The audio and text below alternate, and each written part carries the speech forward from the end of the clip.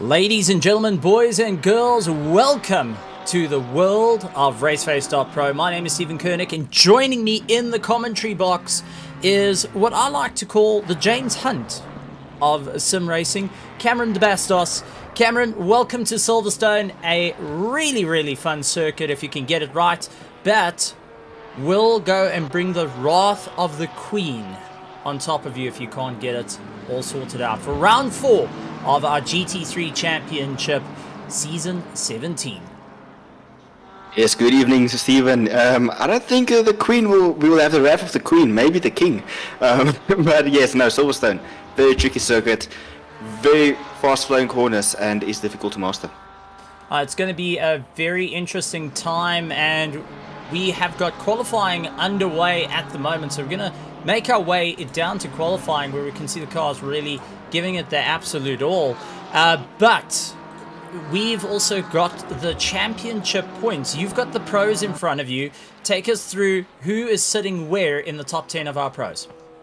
Yes, so absolutely on the pro side, our standings for the championship is being led by Kieran Patterson with a total of 144 points, followed by Bernard Barkhuizen, Daniel Rowe, John LaRue, Mohamed Musa, Brandon Kruger, Conrad Volskenk, Justin Lotus, Vander Skuman, and Bagger Grobler. That is the top 10 for our pro division. Stephen, how about our pro-ams? Yeah, we're sitting with our pro-ams. We've got Alan Patterson leading the field, Loic Randabel in second place, Sean Larera in third, Connor Bergstrom, Richard van Heerden, Jason Farmer, Ruben Heineke, Charles Darlin, Marius Boertma, and Hansi Myberg. Hey, Hansi into the top 10. You don't get to see that too often.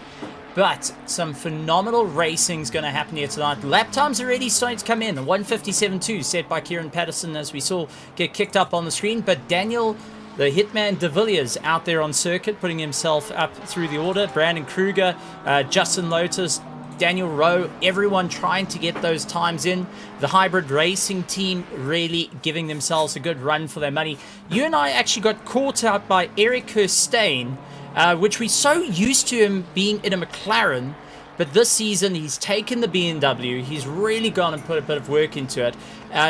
So far missed out 2 races. Third race, not the best of finishing positions, but back out for round number 4.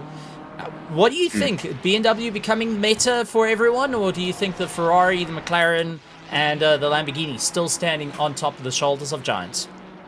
Oh, Stephen, that's very much dependable. It depends on the tracks within the season. The Ferrari is very quick, but you can't just not allow the McLaren to be involved there. The car is very quick in straights, which will benefit it on Silverstone with all its long straights there. But the BMW has the grunt. Very quick out of corners, might be a bit slow on the straight, but it's a big car to try and overtake there. The Lamborghini, personally not much of a fan of it. It's a bit more of a twitchy car, you can say, but every car has its own strengths and weaknesses, so it's difficult to say which one is the meta at this current point. Well, I mean, we've got a race on at the moment. We've got our pro and pro-ams together. You were competing in this as well, and that's why I call you the James Hunt of the world of commentary, is because you've been there, you've led the top of the races, but at the same time going and coming into the commentary box to deal with myself. I can't compare myself against Murray Walker. That man is a legend. I think I'm more of a toddler with a microphone. But I do want to go and try out saying this, because I did get in trouble a few times, including from you, that we got Omnius Gaming. Am I correct in saying? Yes, Omnius Gaming, a powerhouse in the Valorant and CSGO scene, finally putting a finger in the sim racing scene. So it's good to see them performing quite well there. No worry, a lot of us always mixed up Omnius. I can't even say it difficult now. So I just prefer going with the OG Omnius Gaming squad there. So no, it's good to see that they are getting involved in the sim racing world. Well, I mean, it's absolutely tremendous stuff to have everyone. And a big welcome to everyone out in the spectator grandstands. Good to have you guys here. It's fantastic to see so many new and old faces coming into it. Monique Jans van Rensburg also jumping in and saying, how's it? But that does bring us into, this is powered by SA Lube. Yes, guys, we do have a sponsor. SA Lube has said, listen, we want to give back to our viewers. So down in the description for this week, we have a code, well, a link that you can click on that will get you into a raffle where it's 300 Rand will be given out to a lucky viewer. It also automatically puts you into the major raffle at the end of the season of 2,000 Rand will be going to a lucky viewer. We've already given away 300 Rand for the last 2 weeks that it's been going on, which is absolutely incredible. And I look forward to seeing more and more names. Unfortunately, you and I weren't the names in those last 2 weeks, so maybe this time around for round 4, cross fingers, knees, toes, everything else. SA Lube, you know, a bit of help there for the generator that needs a bit of oil. But 20 years in the business of distributive Castrol, and knowing exactly what the cars are going to need. And what everything in your household needs, actually, from lubricants, from oils to right down into the simplest of bits and pieces. So definitely take out a look at SA Lube and get what you need. Werner Schumann out there on the circuit as well into the top 9, but Kieran Patterson leading the charge with a 156.8 as his quickest lap time. Bernard Barkhuizen a 156.9. Brandon Kruger down into that 157.1. Quinn Duplessis, who is Quinn Duplessis, I do apologize, is in the 157.4. Daniel De Villiers in the 157.5. Justin Lotus 157.560. Gideon Rayner with a 157.845. Maif Musa with a 157.945. Werner Schumann with a 157.955. I mean, this is really, really close. You were actually chatting to the drivers heading into this race from the Pandacity team, giving them a few hints of what do they need to do on the circuit. Now, for everyone that's not experienced like myself, who's not so great at the circuit, what are the corners to watch out for, especially in these GT3 cars?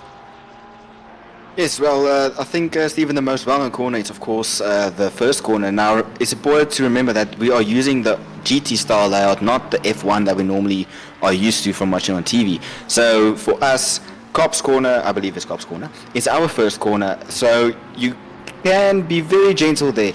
Most drivers either stick it out in 5th gear, just a light dab on the brakes and just turn it in and throttle it on as soon as they hit on the apex. But other drivers do prefer to just shift it down to 4th, get the rear a bit more settled and then throttling out.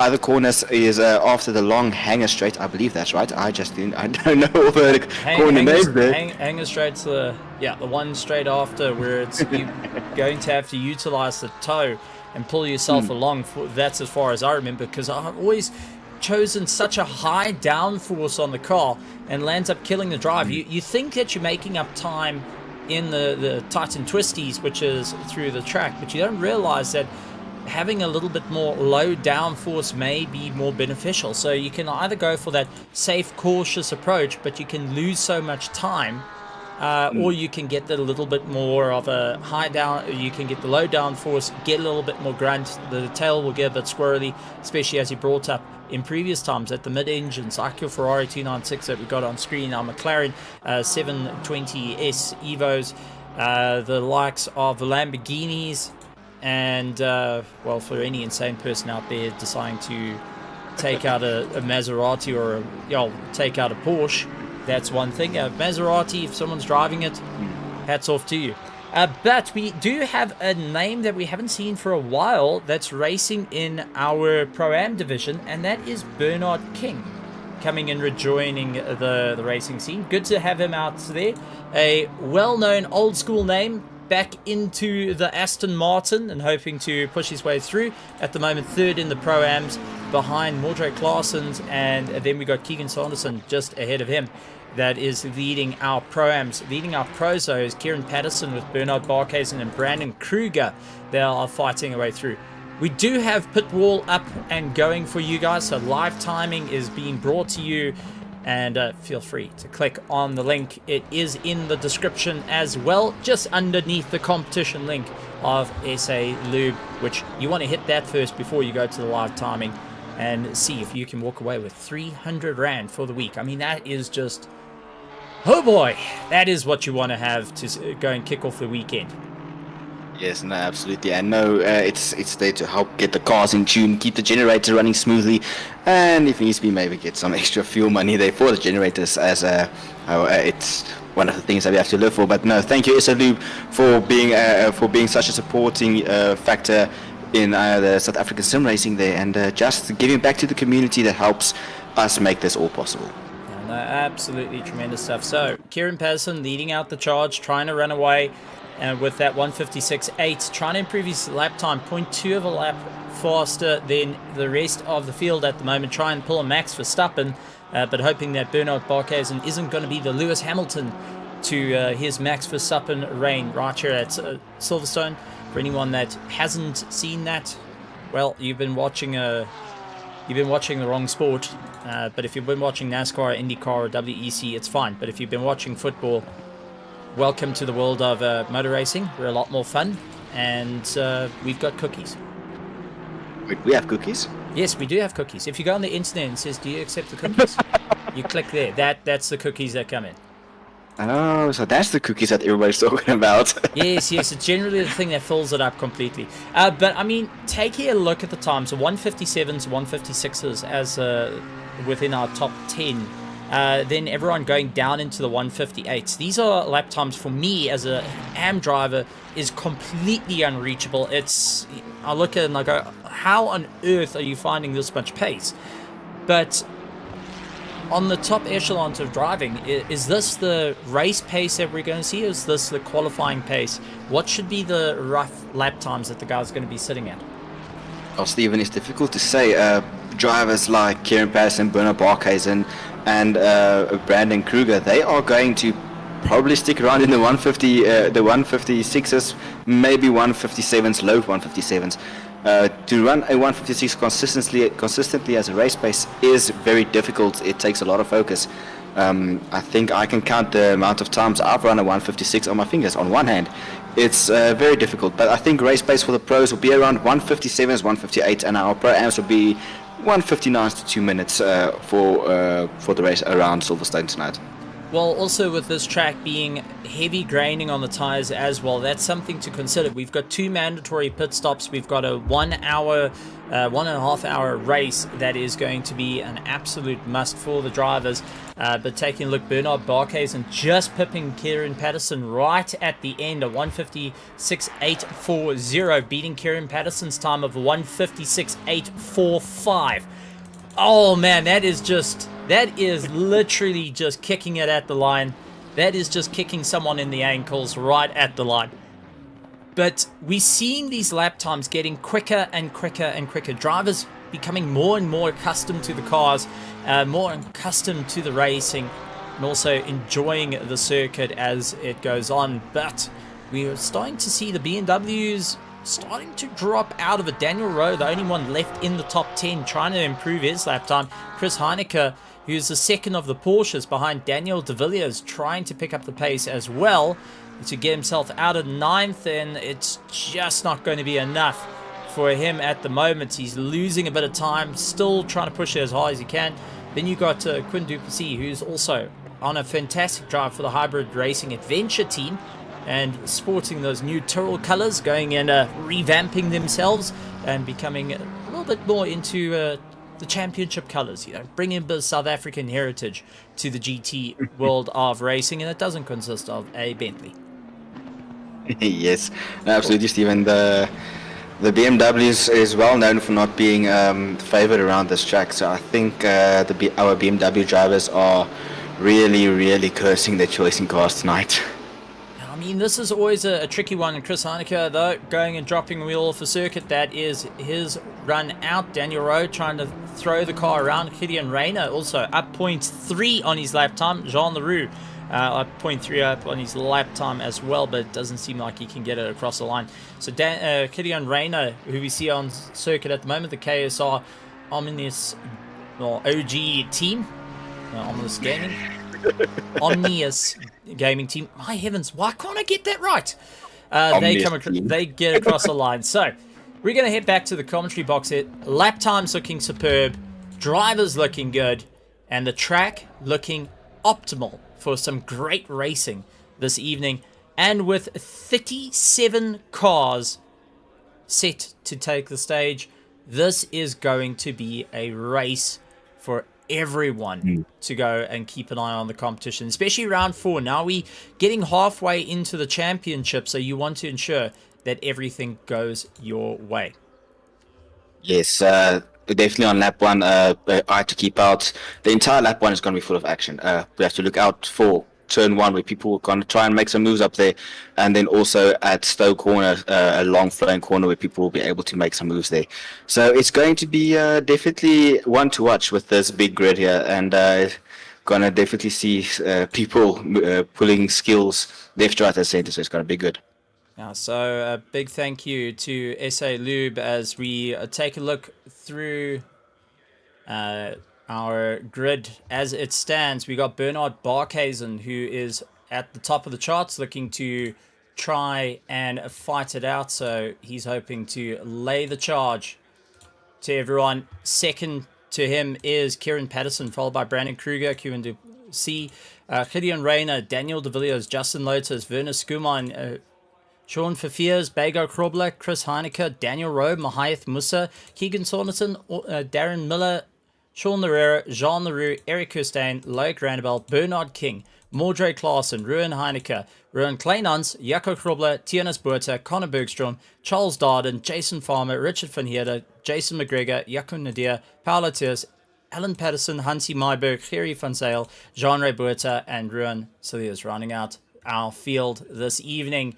And I got to say, it is looking mighty quick out there with the drivers looking to take it to the front of the charts. Cameron, I don't know about you, but I'm getting rather excited. Out at the front, though, is the battle for the title, as we've got Bernard Barkhuizen lining up side by side with Kieran Patterson. I actually had a chat with Kieran yesterday and asked him what's his thoughts on the racing so far. He said he's looking forward to going door to door with Bernard Barkhuizen once again. He's been waiting, chomping at the bit to go and give a run for his money there. So we're looking to see how that works out.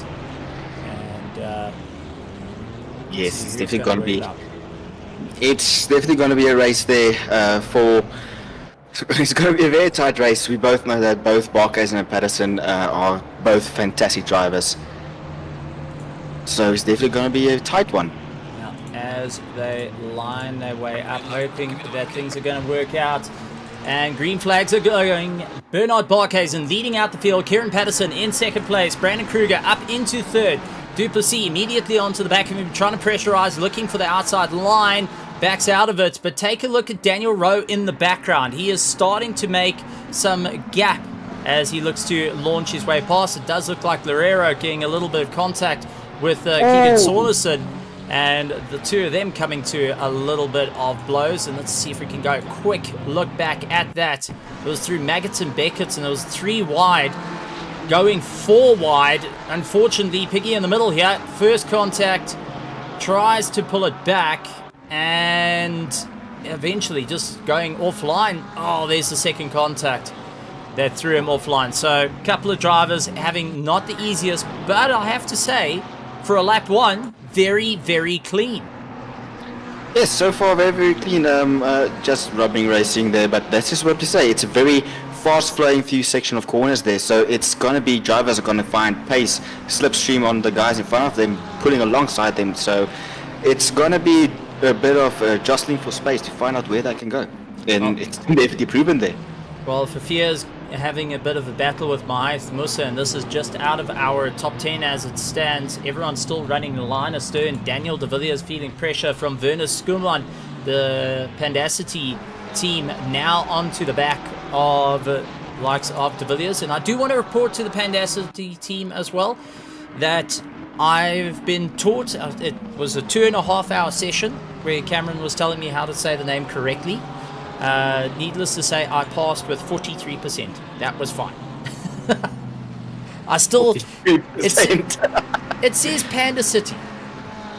It says Panda City. If you put a space there, it says Panda City. But as we went through, Stephen, there's no space. It's a Pandacity, but no, I can see the confusion that people might have there. As we see that... It's Daniel de Villiers going after Gideon Reyna, now putting a bit of pressure onto the back of him. Sorry to jump in there. I just see names tumbling down our board here.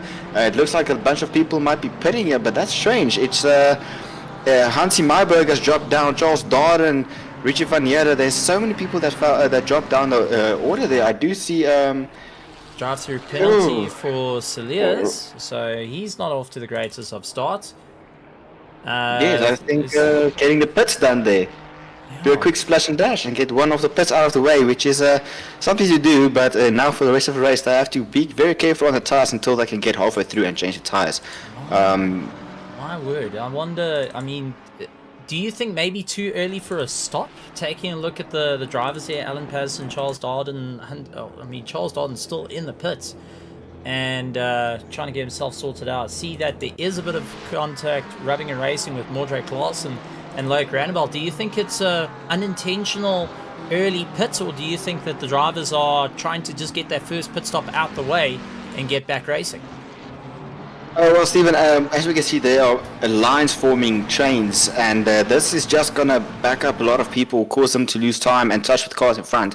So a strategy that most people follow when we are racing is get out of a tow, get clean, fresh air, and get one of the stops done. If it's a quick splash and dash, just get some proper clean air, run your laps, and claw back the time, because people in front of you will fight, causing resulting in time loss and crashes. So it's a strategy that most drivers follow in order to just follow their own racing, their own plan. Well, I mean, take a look at the fastest lap time. Bernard Barkhuizen putting in that 1:58, and Kieran Patterson immediately coming back at him with a 1:58.1. So Kieran and Bernard are not hanging back for the start of their race, and the grandstands are erupting at this point. We do have a lot of support going for the PWSR team. We've got support going for the OG team. Let's go PV, and also for guys going and complimenting Barkhuizen's pace at the start of the race. So really showing off what they can do. Interesting to see that Sanjan Pillay jumping in. He's going to be supporting the Alpha 1 team that are racing with Fafias, who's trying to make his way up through the order. But line astern, Brandon Kruger falling out of the tow, and that's going to allow Kieran Duplessis. But take a look at 13th place. First of our pro-ams is Sean Lerero, who's managed to put himself in a really good spot at the moment, with Daniel Rowe spacing himself between Bernard King. So now Bernard King will have to go past one of our pro drivers to be able to go after that pro-am top running order, where our pros are all running line astern to one another, so there is no getting off the gas. Yes, there's definitely no opportunity to get off the gas there, but we all know that Bernard King, a well-known name in the sim racing community of South Africa, will definitely have some pace. So he's Klaassens, yellow flags for Klaassens. Mordred Klaassen's getting yellows.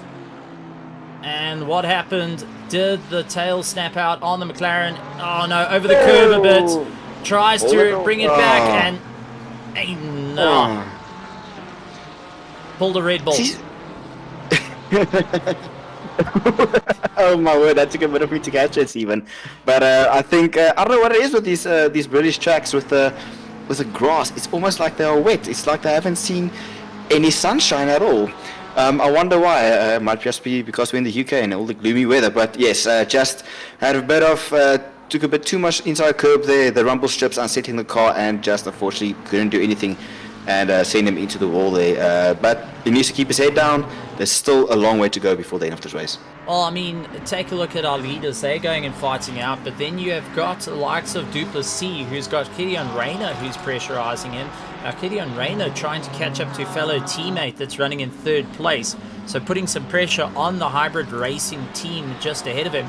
And Duplessis having to really work out what's going to be the best thing for him. The two McLarens, though, looking comfortable under braking. Lots of the nose is diving quite a bit under braking. Now, does that tells me the suspension is running really, really soft at the front to try and get the nose to pivot into the corners and try and get rid of a bit of understeer that may come into play. But at the moment, that's putting a lot of pressure onto the front tyres. Gideon going wide. Yeah, no, he's visiting Scotland, and now Daniel de Villiers and Werner Skuman are here to say, how's it? We're here to take your bags and go for a walk as well. So Gideon Rayner tried his best, but I think the Big Ben is in the other direction, my friend. You were going the wrong direction. Lost out the drive. Here comes the Porsche. Very, very strong in a straight line by the looks of it. Under the toe, hard under the braking. Looking very stable, not as the nose isn't diving into the corners like the McLarens. So that's also leaning onto it being a lot stiffer than the rest of the cars. Do you think that's what's happening? The guys are just going and stiffening the cars up to ensure that they can get in and out through the corners quicker. But how much life does that take out of the fronts? Well, in all honesty, Stephen, it takes quite a bit out of the cars. I know the McLaren would prefer to have it a bit more looser there just to get the car to turn in faster, but as a result, if you have the setup a bit too loose, then you get that massive understeer moment that Renner experienced there.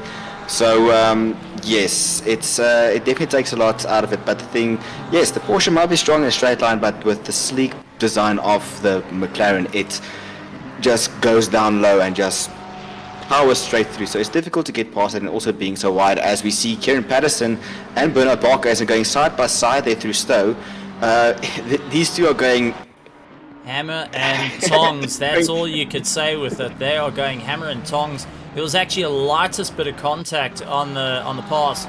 So it looks like Kieran got the better drive out of the corner, gets into the slipstream of Barkhuizen, who's holding that inside line, goes to middle of the circuit, in through the long right-hander, a little bit of a touch between the two, a bit of red, a bit of yellow.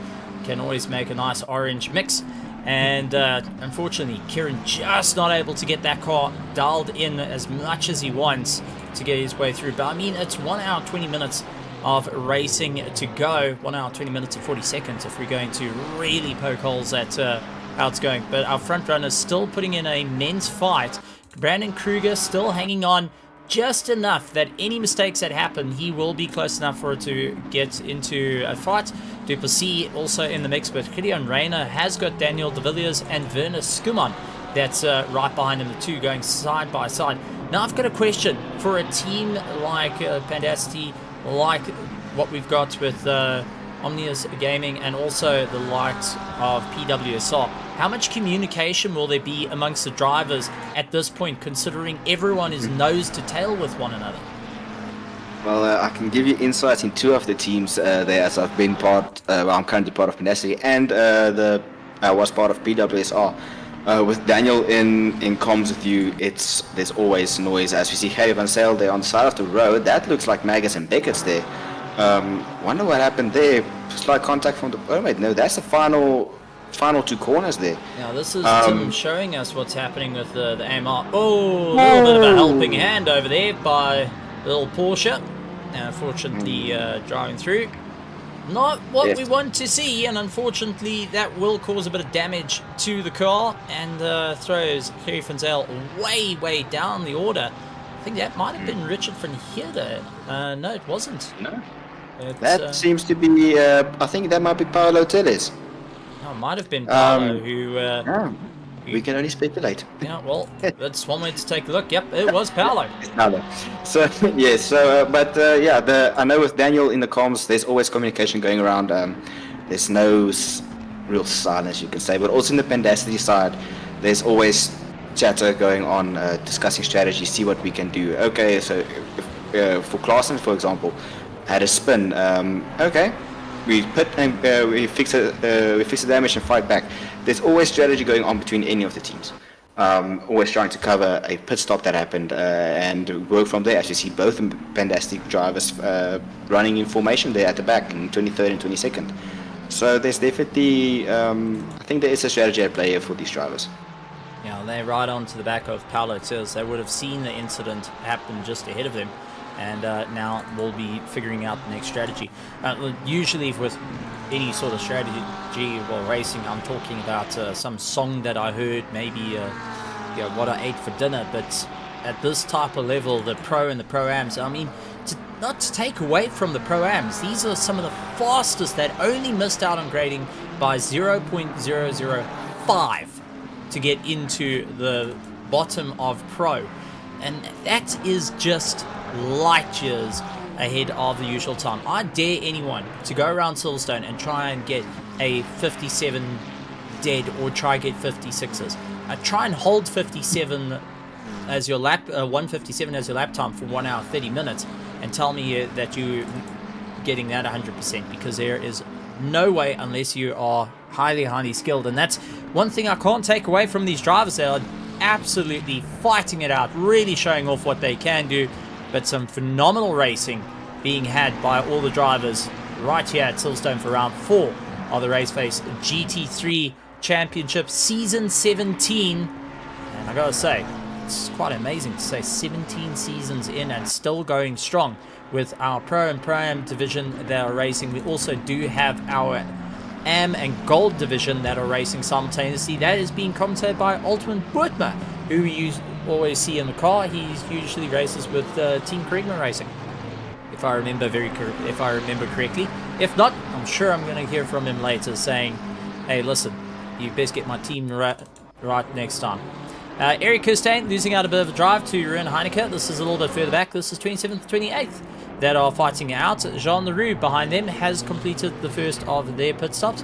But take a look. Verveers and Eric Kirstein have completed their first set of pit stops. And that tells me a bit of an early strategy here. Try and run it to the last 20 minutes of a race. Get the cars in, get the cars out, carry on charging your way through. But this strategy is being utilized namely by the Pro-Ams, not by the Pros. Do you think there's a reason for this? I don't really think there's a reason, Stephen. I just think everybody runs their own strategy. I mean, we have seen the Pro-Am drivers do mimic the strategy that the pros are doing. So I just think it's preference. It depends on the driver preference and what they want to run, how they want to run the race. So remember, they have to think in the long run. How do they want the race to end here? I wish we can tell our front runners, guys, slow down. There's still 1 minute 15, 1 hour 15 left. But if you tell a racing driver slow down a bit, there's so much time, just wash the tires. It will go through the one ear and out the other. There's no point in slowing them down at all, and just let them race. Just make sure that they don't wreck the car. You generally get a Kimi Raikkonen saying, I know what I'm doing, leave me alone. That's for certain. But I mean, Kieran Patterson keeping up with Bernard Barkhuizen through Maggots and Becketts. They are still nose to tail through a lot of the corners. Sorry, this isn't Maggots and Becketts, this is through the back section, sector 3 of Silverstone. But running nose to tail like this, big error wash coming off the cars. Kieran's going to be getting all of it, and that also means that the tires on the front of his car are starting to get hotter and hotter and hotter. So he's going to have to poke his nose out of the slipstream every so often just to try and cool things down and try and find some grip on the front end, because he's relying purely on mechanical grip as there's no aero grip coming in from the likes of Bernard Barkhuizen, who's punching a hole in the air. So it's kind of a twofold situation. You want to be in the front, you punch a hole in the air for your competitor is going to have the slipstream that's going to work beautifully in a straight line. But come to cornering, they've got no pressure on the nose, no pressure on the rear of the car, or unequal pressure on the vehicle itself, which then causes it to be very upset through the corners, does make it a bit more loose, makes it a bit more slidey. does rely more on the mechanical grip, which hurts your tires over the long run of it. And, well, on a circuit with high graining like Silverstone, we're fully expecting drivers to change tires. Yes, I don't think we'll see the masterclass that we saw from Kieran at last week's race at Watkins, where he drove on slick tires in damp conditions for a straight hour and just was miles ahead of the entire grid. So being behind other drivers or the driver in front of you is definitely going to hurt your tires. And it's playing the game of, do I want to stay close or just give a bit of a gap, get some fresh air into those brake ducts, cool the tires, cool the brakes, and just stick as close as possible without losing too much time. The other thing you got to think about is fuel. How much fuel you're burning off, because I mean, you know this all too well. You've been sitting there, you worked it out to the absolute milliliter. You don't want to take a mil more. And at the moment that you take 1 milliliter more means that it could be your race done and dusted, because you've sat in the pits that extra little bit, or you've got that extra little bit of weight. But that's one thing you've also got to calculate, because suddenly you're going from doing 3.4 liters per lap to 3.5, 3.6 liters per lap, and well, that just changes up the entire strategy. And if you don't put that amount of fuel, well, the lovely little fuel light that sits on the dash will remind you that you're running out. And the Porsche especially, it's got low fuel pressure, just nice brig red that takes up all the space on your dash that says you've got a problem. Where everyone else has just got a little light that kicks up saying low fuel. So a lot of drivers having to think about the bigger strategy that comes into play. Gideon Reyna and Daniel de Villiers, they duking it out for 5th and 6th at the moment. Daniel de Villiers going and backing out of it. So the hitman backing out of the fight with Reyna just ahead of him. Reyna having a little bit of a legs over the Porsche, but doesn't look like the cornering is all too stable, as he's moving around a lot in and out through it. Yes, there's a lot of body roll on the McLaren there. I wonder if he probably, of course, he has it too soft, but that McLaren is rolling a lot during the switch, the left-right in Maggots and Becketts. So he's definitely compromising some of his run there. As you see Daniel de Villiers, they're closing up right next to him and going alongside him and sends it up the inside.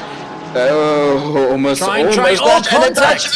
Secondary contact, and now it has left Gideon Reyna dead center to try and turn himself around and get back into the fight. But what a little bit of contact coming into play. Let's see if we can go into the helmet cam of Daniel de Villiers. This is heading into the right-hander, gets the slipstream, takes the dive, trying to get it all sorted out. Oh, the lightest of contacts, and that is from an understeer, turns him around, and unfortunately throws Gideon Reyna down the order, who has to now try and pull himself back from the brink of things. But all the drivers had to take evasive maneuvers at that point. I'm sure wasn't expecting to see a McLaren pointing in the wrong direction. No, so that will hopefully no track cuts there for the drivers. They had to go off the track to avoid it, but the smallest amount of touch there just spins the car around there. At first I thought, I'm surprised that Daniel didn't get spun around there, but he got lucky on going on the inside. As we see the other Daniel and Chris Heineke going blows to blow there. Oh! Bit of a boxing match going on between Heineke and Rowe. They are not backing down from the fight. Heineke pulling into the pits after all that. And I'm sure Rowe's going to be saying a few things underneath that helmet. Mahath Musa pulling into the pits to get his pit stop done. So a couple of drivers now starting to get those pit stops in and out as they carve their way through the circuit. But Bernard Barkhuizen opening up a second gap to Kieran Patterson. But take a look at Brandon Kruger. Now 1.5 seconds to second and first place. I mean, Brandon's been hanging in there. He's been hanging on to the coattails, ensuring that he can keep within the fight, and slowly but surely bringing his way through. Daniel de Villiers, Justin Lotus, they also within a second of one another. Werner Skuman keeping ahead of Bego Krobler, with Darren Miller lurking in the background. But let's go through our running order as it stands, because we have now gone over 20 minutes of the time. So it's Bernard Barkhuizen out in first place, leading out our pros and leading overall, followed by Kieran Patterson, Brandon Kruger, Kieran Duplessis, along with Daniel De Villiers, Justin Lotus, Werner Skuman, Bago Krobler, which is having a great time out there, Darren Miller, Daniel Rowe, rounding out our top 10. Starting with our Pro-Ams, though, Sean Loureiro leading out the top of the field, Loic Randall in second place of our Pro-Ams, Bernard King third of our Pro-Ams, with Keegan Sorensen fourth of our Pro-Ams, Jason McGregor, who is of our Pros, in 15th position, but fifth of our Pro-Ams is Jochen Nadir, Mordre Claessens, Paolo Tellers, and the likes of Jaco Krobler. But we got car number 69 stopped off circuit. And that's Ruben Heineke that's come off. What happened Got a here? bit of a touch there. Oh, right, that's the number 21 car. Bergstrom there. What happened on board the Heineke there? Oh! That's again contact with Connor there. Connor, I wonder what happened. Yeah, let's take a look at seeing On what's the going on there. onboard. Yeah, let's go on board a little bit. I've got the drive. There's the first bit of contact. Unfortunately, slows up. Trying to get himself all together. I think he's got a bit of damage on the car. It's another bit of contact coming into play there. The rejoin might have been in a blind spot there for Connor, but it's curious to see that Heineke, how the brakes there for through the Maggots and Becketts, car might have gotten a bit unsettled, because that's a strange place to hold the brakes for that long. I know when I've ever had the problem, I've usually done this a little bit of a confidence. If a car starts to go and get unsettled, you lean on the brakes ever so slightly just to try and pull the nose straight and get yourself going. But in turn, I'm not going as fast as the rest of these drivers, so definitely, you know, I don't know, it was a bit of a strange one there.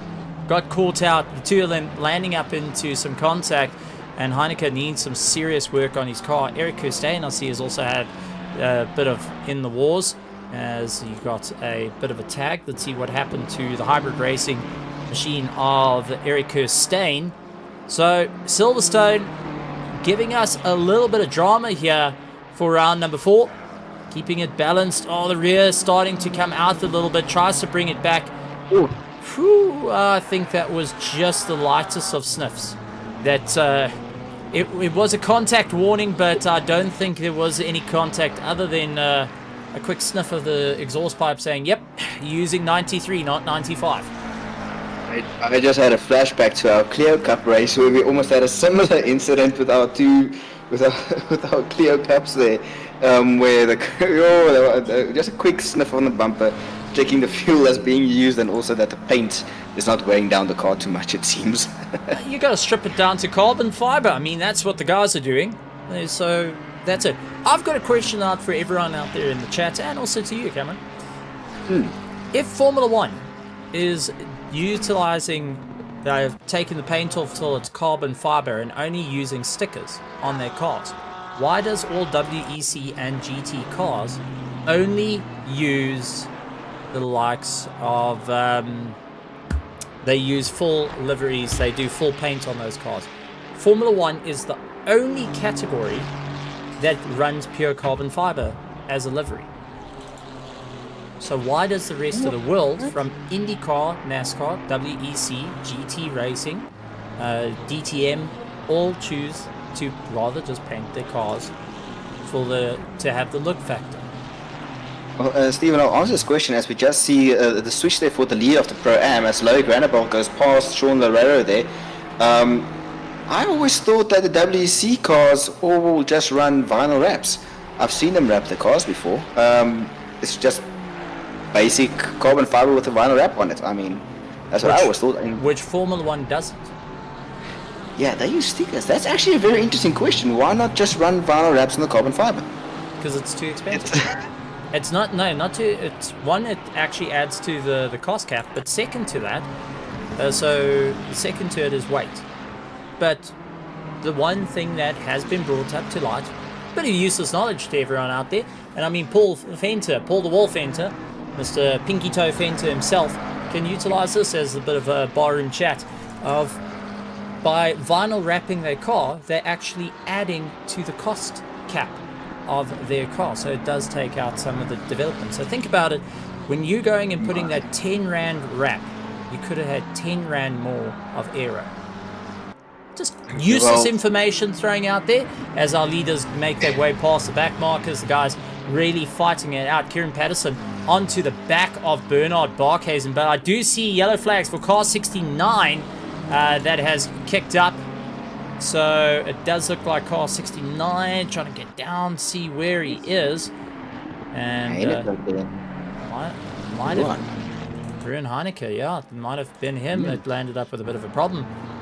Went off circuit and coming to a stop. So maybe running into mechanical problems that unfortunately had to shut down the car. And takes him way out of that race. Tim, the cameraman, getting a very, very terrible focus in there. Tim, really, buddy, you got to dig a bit deeper on that one. Yellow flags also coming in for car 433. And, that's Werner Schumann. That's Werner Schumann that's had it. So we will take a look soon as we're back. So Werner Schumann having a bit of contact. This looks like Miller behind him. So Darren Miller giving the chase. Team PWSR in Pandacity. And I think they're about to have a world of fun heading into the right-hander. Oh, lost it a bit there and then understeered into Schumann there. That's heartbreaking. But as we see Kieran Patterson right behind Bernard Barkhuizen there, these two are going absolutely at each other. There's clearly no orders of saying just protect the car until the end. These guys are going full throttle. There's no limit to these guys, and this is absolutely amazing racing at this point. PWSR and KSR said, look, we've got extra cars in the pits, just drive these ones to the brink. We'll sell them on eBay. They will just say that they are second-hand cars. One owner was a granny. It drove to church on Sundays. Nothing above 60. Don't worry about it. That's what these cars are going to be.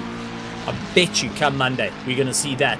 But Bernard Barkhuizen still soaking up the pressure as it stands. So this is a great little battle that's going on. And it does influence the championship because they are taking home championship points between them. So lots and lots of little changes going through. Randabal getting the jump on the Rero. That helps him in the championship points as well. So some phenomenal stuff out here. I mean, if you think about it, like Randabal's leading our Pro-Ams. Lerero is in second. Okay, that is second and third in the championship because first in the championship is Alan Patterson. And now Alan Patterson is down in 31st position. Yes, so this is actually a very big shake-up of things. So the battle today for the Pro-Am lead after this round is between Loic Randabal and Sean Lerero. It's Unless Patterson can pull a rabbit out of the hat on this one. Unless there can be a rabbit out of the hat, which is a possibility, but for first place of the championship, it lies squarely between Bernard Barkhuizen and Kieran Patterson because they are not backing out from the fight. Third place is Brandon Kruger, followed by Quinn Duplessis, Daniel De Villiers, Justin Lotus, Bago Krobler, Daniel Rowe in 8th. 9th is Loic Randabal, followed by Sean Lerero, Werner Schumann, Darren Miller, Bernard King, Keegan Saunderson, along with Jason McGregor, Jaco Nadir, Mordrake Clarkson, Richard van Heerde, Jaco Krobler, Jean Verfiers, Paolo Teles, Chris Heineke, Gideon Reyna, Jean Leroux, Eric Kirstein, Jean-Ray Buerta, Tiernis Buerta, Ruan Kleinans, Mahaith Musa, Alan Patterson, Ruan Cilliers, Charles Darden, Hansi Myberg, Jason Farmer, Connor Bergstrom, Ruan Heineke, and Clary van Zale rounding out our drivers in the pits and out on the circuit. There you go. Time. Everyone now can have a drink. Yes, no, the field is very, still fighting out there. Nobody's giving an inch to each other. It's definitely great racing there. As you see, Van der Schumann fighting his way back after that contact with Darren Miller there. So right on him, he got past Sean Lerero there. So this is definitely the battle between the two Ferraris, how they set up the car. But it looks like Werner just has a bit more legs on Sean there. So it's This is going to be a fight until the end against Steven. Oh boy, LTR and Pandacity going at it once again. Boxing gloves off, and then you've got Miller from PWSR that's looking to get into the fight as well. All three of these cars are carrying some form of aero damage as it stands as they fight their way through. So they're really on a monstrous charge to try and get into the top 10 with 58 minutes remaining of this race. It's all about trying to get it going. But now time's starting to run out and questions will start to be had. When is the pit stops going to end? When is the guys going to get their final pit stop done? I do think, and I'm going to bet a bag of chips on this one, our front runners is going to be they'll complete their final pit stop in the final 15 minutes of the race. Bag of chips on that one. Cameron, what do you think? I'm going to make it closer in the final 5 minutes of the race. Ooh, okay. All right, salt and vinegar bag of chips, here we come. Fruit chutney for me. Fruit chutney. Okay, so we've got the battle of the bag of chips on this one. And yeah, for everyone joining us, thank you very much for joining us this evening. Glad to have you guys here out in the grandstands. We've got Alan R, we've got Paul Fenter, Iriam Marais, Gabriel DeSantos, Tenvo, Grant Sebastian, the biggest, the baddest, the best, Sanjid Pillay also out there. Joker is out there as well. Great to see numerous names coming and supporting and putting on a great show. And also being behind all the drivers racing this evening. Not only here in our Pro and our Pro-Am, but also in our AMs and Golds that are out on a circuit. And joining me in the commentary box is, well, I'm dubbing thee the James Hunt of commentary. I'm not as good looking as James Hunt. We'll put a camera on and we'll let people decide on that one. So the Cameron de Bastos, the Sasquatch coming in. So now hunting the commentary box. Going and having a bit of fun out here. But some great racing up through the order. I mean, even Keegan Saunderson going after Bernard King at this point, very close to one another. Keegan Saunderson taking on Bernard King. I don't believe these two have ever come to blows on the same circuit as one another through the race. So, well, they haven't come to blows with one another on the track full stop in singles racing. Yes, I think this was actually, as you said, the first time that Saunderson and King are battling it out there. So I do know Saunderson has been fighting hard to get back into the Pro Dev, and it's good to see hard work paying off there. As we see, why did that McLaren look sideways? That is Krobler, who decided that he was done doing the normal drive. He was fighting out with Richard van Heerde, got a bit of pressure on the back from Verveers from that Alpha 1 Esports. And maybe just got a little bit unsteady. I'll have to get a better camera view. Heading into the corner. No contact there, but over the curb, and that was all she wrote. Much like his sister cars ahead of him. That curb bottoming out the McLarens and forcing him to drop down the order. Not exactly ideal for the drivers. No, the car being a bit too loose there and just turning in a bit too early, causing the car to get unsettled as they go over the rumble strips there. But I've been looking at these three that we're watching now on stream here, Stephen. They are going at each other quite hard. There's no difference between them. There's a gap, but every time I look, they close the gap again. Now, there's enough of a gap to go and park a bicycle, and then you've got to make sure that you've got a race bicycle because it gets smaller.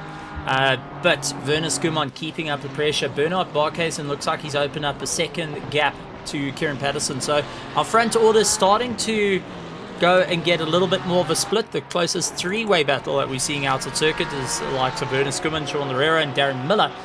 They are still fighting it out tooth and nail at this point. 37 cars starting the race, and 38 cars starting the race. 37 at the moment, looking to finish it up, and lots and lots of support coming in. We even got Monique going and saying, Team Barkhuizen, let's go. Team KSR getting a bit of support out there, so hoping to keep up the pace. Miller having a great time behind the Rero, the luxury time racing car, going and having a bit of fun, and I had to get that one right. I've always called them LTR, and for kept escaping me. What does LTR mean? I remember seeing this long ago when it first started. Well, now I can tell you. Luxury Time Racing. It's actually a watch brand that's out there. A four-way battle going on. Chris Heineke, Loic Randebel, Paulatiers, and, Reina are fighting it out. And it does look like Heineke getting away. Paolo just getting ahead. And Loic Randebel going side by side with his teammate. I'm sure this is not what they want to be dealing with. The Omnius gaming team are going to be taking a bit of a wide-eye look at this and saying, okay, guys, look, we like to have you guys duke it out and test each other's skills, but this is really putting the pressure on one another and not leaving any room for improvement. I mean, both the drivers are having to use those monitors, the AOC monitors. I better hope that they've got the biggest and the widest that they can go for, because there was no gap between them. Paulatiers pulling into the pits and Richard van Heerden pulling into the pits as well. So they're trying to get a little bit more spacing and get those first laps done and dusted, or the first pit stop done and dusted. King Swordston trying to go around the outside of Bernard King. That couldn't work out in his favor. Bernard King keeping it nice and easy. Going back to old reliable. Jaco Krobler, though, off into the weeds. McLaren doing what a McLaren does. Against first corner again. No, Maggots and Becketts seems to might have lost it going through Maggots and Becketts there. Just gone over the curb a bit too much there. Lost it a little bit there over the curb and just understeered its way off. Tried bringing it back. And then it says goodbye.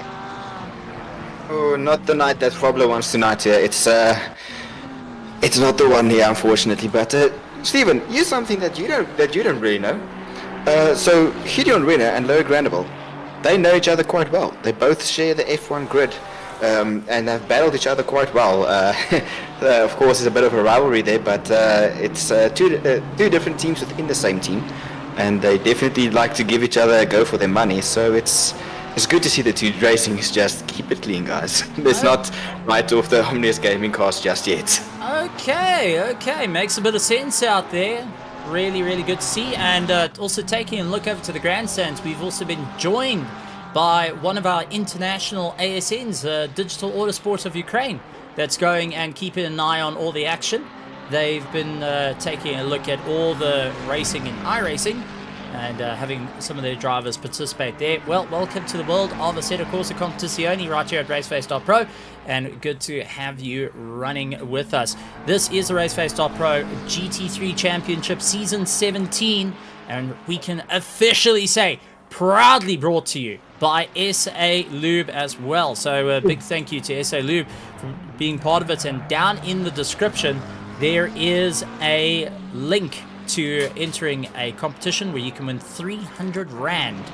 So make sure that you go down into the comments, click on the link, you can go and enter for that 300 Rand voucher that 300 Rand that gets given every week. We've given it away for the last 2 weeks. It also automatically puts you into the grand prize of winning 2,000 Rand by the end of the season. So something to go for over the course of these 8 weeks. Well, there's 4 weeks left, so we give away 2,000 Rand to a lucky viewer, and that will be the first in RaceFace history that the viewers will be scoring a prize on this one. So SA Luke going and trying out something a little bit different, as Tiernas Puerta trying out something a little bit different to go around the outside of Mahath Musa, but it ain't going to work so well, and it does look like one of our and Porsches, that is Team Kerygma Racing, that's also losing out a bit of time on that battle.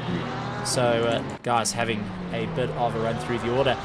Kieran Patterson though, touching back onto the top, now 1.2 seconds away from Bernard Barkhuizen. So maybe, just maybe, the Ferrari's tyres starting to cry enough at this point, and Bernard Barkhuizen just having that clean air is able to open up the distance a little bit more, got cooler brakes, and making sure that he can keep up the distance, not getting as worn out as what Kieran was doing, constantly keeping pressure on. Yes, now it brings into the question, Stephen, when will he put to get that undercut on Barkhuizen? This is where the strategy now has to change, and it's never a set strategy within these races. You can get crashed out on lap 1, you can get a late crash, so you have to really consider different things on how you're going to approach this race. tires might die before the pit window opens for you, and now it's really just laying back, make sure you can push those tires as best as you can. And just as I say that, you can see Kieran Patterson very late on the brakes and closing up right onto the back of Barkhuizen. But this is where the difference in strategies are going to be the decider, I would say. Well, taking a look, Kieran Patterson's last lap time was 1:59.5, where Bernard Barkhuizen was a 1:58.8. Kieran lost all his time through Sector 1, actually was a second slower than Bernard Barkhuizen on that last run, tying up his 1:59 lap time with majority of the field, right down to Keegan Saunderson, who's lying in 12th place. So definitely aided a bit there. Bernard Barkhuizen, though, deciding he's going to pull into the pits and get it out of the way early on. So that's going to free up Kieran Patterson to try and open up a bit of ground. But Brandon Kruger now promoted up into second place. Duplessis up into third place. Bernard Barkhuizen going to be dropping down the order on this one. Bit of a strategy coming in there, maybe to try and undercut, as you were talking about, the likes of Kieran Patterson. But pit stop times, that's where it's going to come in. It's roughly about 34 seconds that the cars are spending in the pits to get in and out with a splash and dash. Yes, no, that's correct, Stephen. And you also have to be careful when you get on the pit limiter and off the pit limiter. The pit entry for this track is very, very tricky. This is yellow flags coming in for the 404 car, and it looks like got tangled up with the two. Ominous Gaming loses it. Oh, no! Loic. That's our provisional leader for the Pro-Am. Yep, that was Loic, and he unfortunately had a run-in with Jean Leroux, who got it all types of wrong and came out from left field. Loic, unfortunately, had, well, he got jungled. That's the only way of saying it. He went in as mid and got jungled by the end of it. For anyone that's in the world of League of Legends or Dota, you'll know exactly in that terms. For FPS, well, he just ran into the machine gunner. No, Stephen. As I saw that, never went through my mind. Do you know that meme from Randy Orton? RKO. With the commentator. Yeah, where it says Mondre Klaassen losing it there. That's Maggots and Becketts. As we're talking about coming out of nowhere and getting hit there. I wonder what happened. This is Mondre Klaassen trying to get it going, and did the McLaren get a slide? Was it a jump out with a steel chair across the head? And feathering the brakes, gets a snap and an RKO out of nowhere! Yeah, the rear just get too loose there. That's a difficult thing, as we discussed at the beginning of the stream, Stephen, where you have to choose which setup you want to run. As we see Kieran in the pits there now, I wonder if they are busy. In the pits, and Werner Skuman also in the pits, but where is Bernard Barkhuizen? Going into the final few corners there, second to last corner, lining up for the last corner there, which is a long sweeping right-hander where you have to just hook it up right to get the proper drive out there. I think Bernard might have just done it and got the undercut. Never mind. Speak too soon. We're about to see a fight. We're about to get a fight. Kieran just had enough legs, but Bernard Barkhuizen's gonna have the straight line to close it up right behind for Fears. So Kieran Patterson going and managing to get the jump, and might I point out, both have taken a fresh set of boots onto their cars. So they have got fresh set of tires on their cars. For Fears only has done a splash and dash, and he lies square in between this fight. Our Pro-Ams, though, are up into 6th and 7th position. They still needing to do their pit stops, but Barkhuizen, I think, underestimated the pace of Kieran Patterson on that last lap, and that is now run into a bit of a tricky situation. Do want to bring up a bit coming into it, because we're going to jump onto the helmet cam here, and as we take a look at the circuit, it's not so bright anymore. It's got a lovely little bit of a pink hue in the sky. The sun also seems to be coming down and will be squaring the drivers in the eyes as they make their way through Sector 2, Sector 3. We're about to get a little bit darker here, ladies and gentlemen, in the final 44 minutes of the race, and that is going to change things up quite a bit. But Cameron, I also want to check this out here. It's 18 degrees track temperature, which means it is frigid to try and get those tires to heat up. I would normally recommend just going for a quick Tokyo drift around the corner, but not in these conditions. Well, not with so much on the line here, Stephen. This is where the beauty of motorsport racing comes out. This is where the lights on these cars just turn on, and the beauty that is these Enduros and GT3 racing comes to life. It's the most beautiful sight for me personally. I just love to watch this every single race. Favorite part of the race. I kind of like the single seaters and prototypes, but you keep with the GTs. It's fine. But the prototypes are also like that.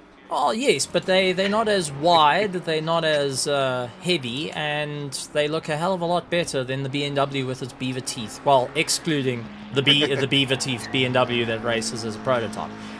But now this is turning into an interesting situation. Majority of the grid have done their first pit stop. Stop go 30-second penalty getting thrown in for Daniel Rowe, and that will be getting off the pit limiter too early, and might also. Late.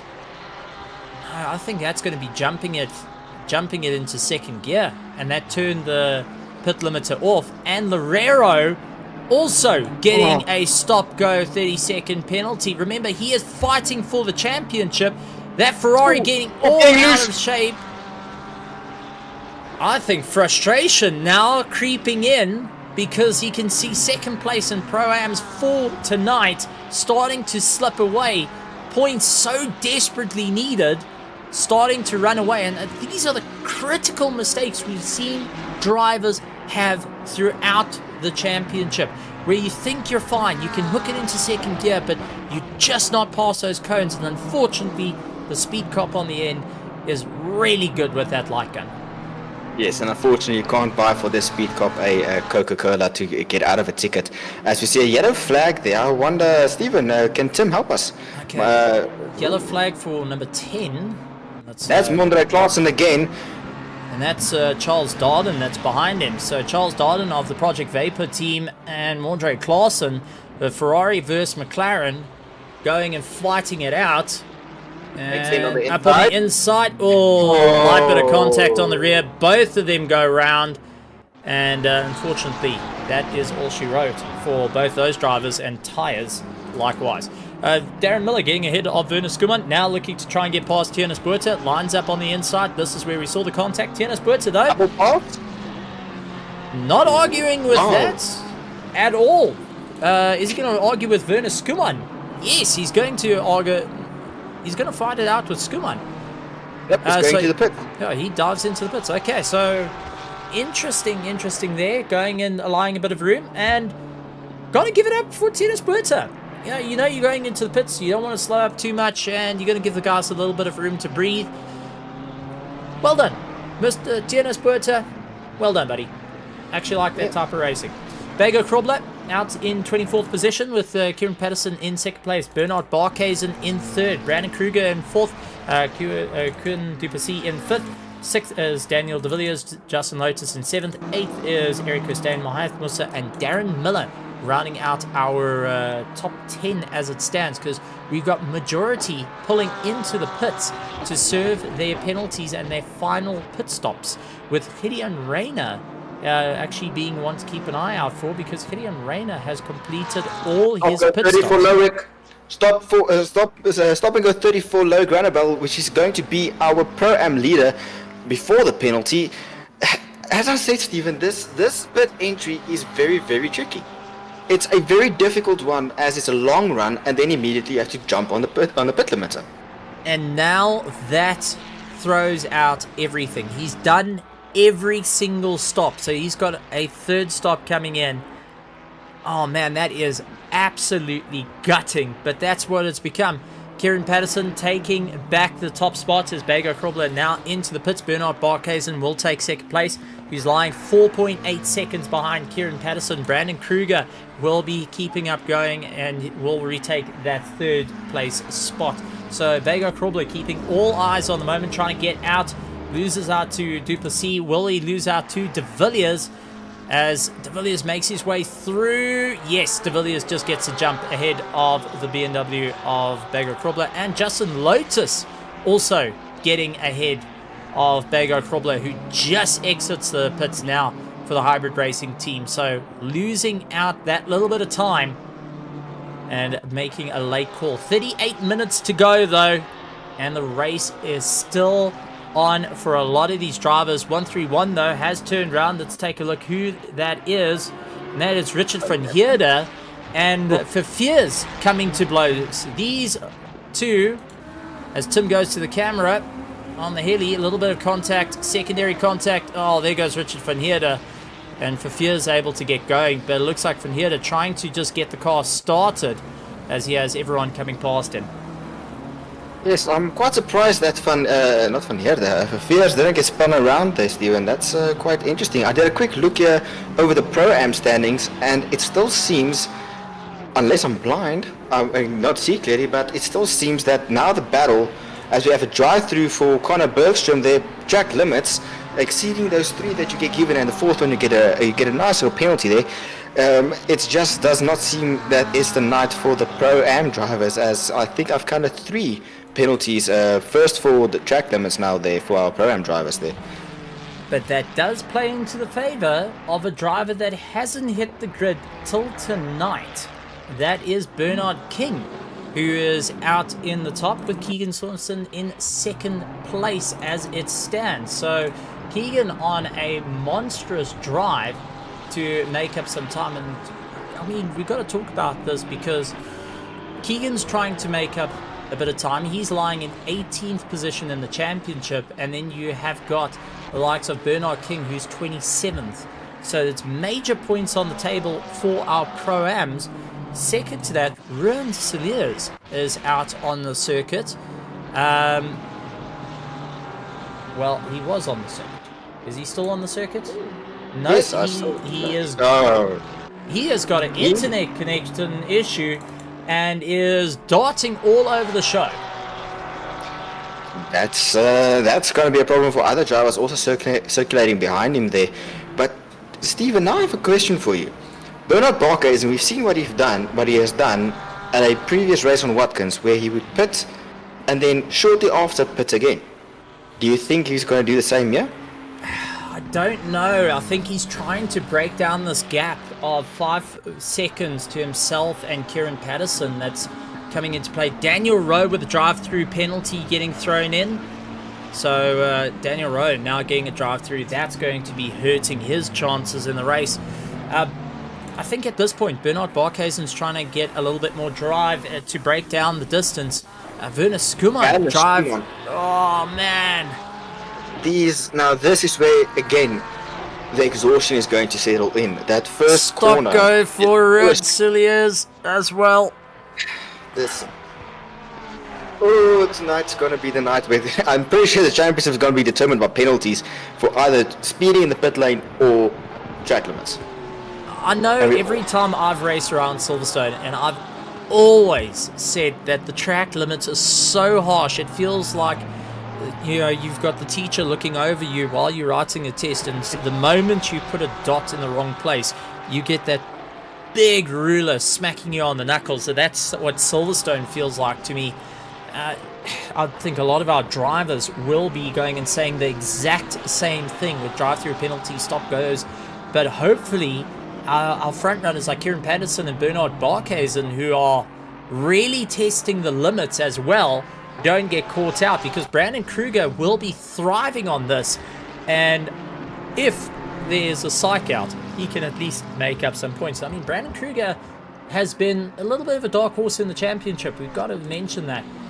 He has been on a monstrous drive this evening, lying in 3rd place, keeping consistent. He's lying 6th in the championship. Coming into this race, he was tied with Mahath Musa, who is down in 18th position. So they are tied on 73 points, with Jean Leroux on 74 points, and Jean Leroux is in 16th. So there's so much points for Brandon Kruger to jump into the top 4 just by finishing in his position as of right now.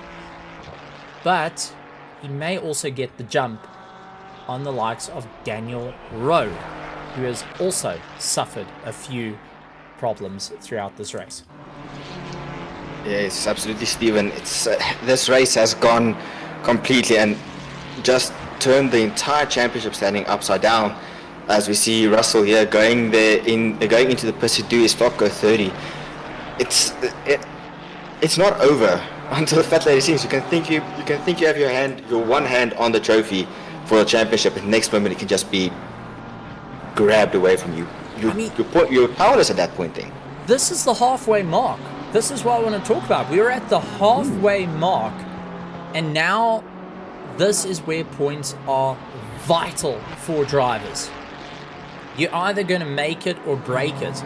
You need to ensure that you can climb up through the order. And when you're getting caught up in races like what we got here with Mordred Claessens and Loic Randebal, who both have had a rough race, as we see Randebal tried going on the inside. I started having vibes back to a time that was far too frightening for many drivers. Mordred Claessens trying to keep ahead of Loic Randebal. I mean, these two you wouldn't generally see going door to door on the circuit with one another, but due to the circumstances tonight has thrown them further down the fight than where they would like to be. I mean, this has changed the entire ball game of it. And Tienas Buerta, though, doing donuts and doing a great job there. I think if this had to be on Paul Fenter's show, he would give this 7 shots out of 8. So you would have the 7 shots, the first one, say well done, and then have another 8 afterwards. Yes, well, it depends on if it's a full donut. But the funny thing, Stephen, is at this corner tonight, we've only seen McLarens spin out there. Can it be that the cars are running a bit too low? A bit too soft on the suspension there? I think it's too soft and too low. Daniel Rowe in the pits with a drive-through penalty. It looks like he may have retired that car. Celia's also with a stop-go 30-second penalty. I think he is... Second one. No, he's back out and having to serve it once again, so definitely another run for him. But it looks like Daniel Rowe has tied himself out of this one. Jaco Krobler, though, coming out of Maggots and Becketts towards the hangar straight, deciding that the McLaren, and we were just talking about the McLaren's behaving a little bit strange. I think this is going to put to bed on that whole thing of McLaren's on not liking the Silverstone curb runoff. Taking a lot of it. Yep, that's cutting the grass a bit early there. And then ventures off to do a bit of weed whacking as well. And spins off. There we go.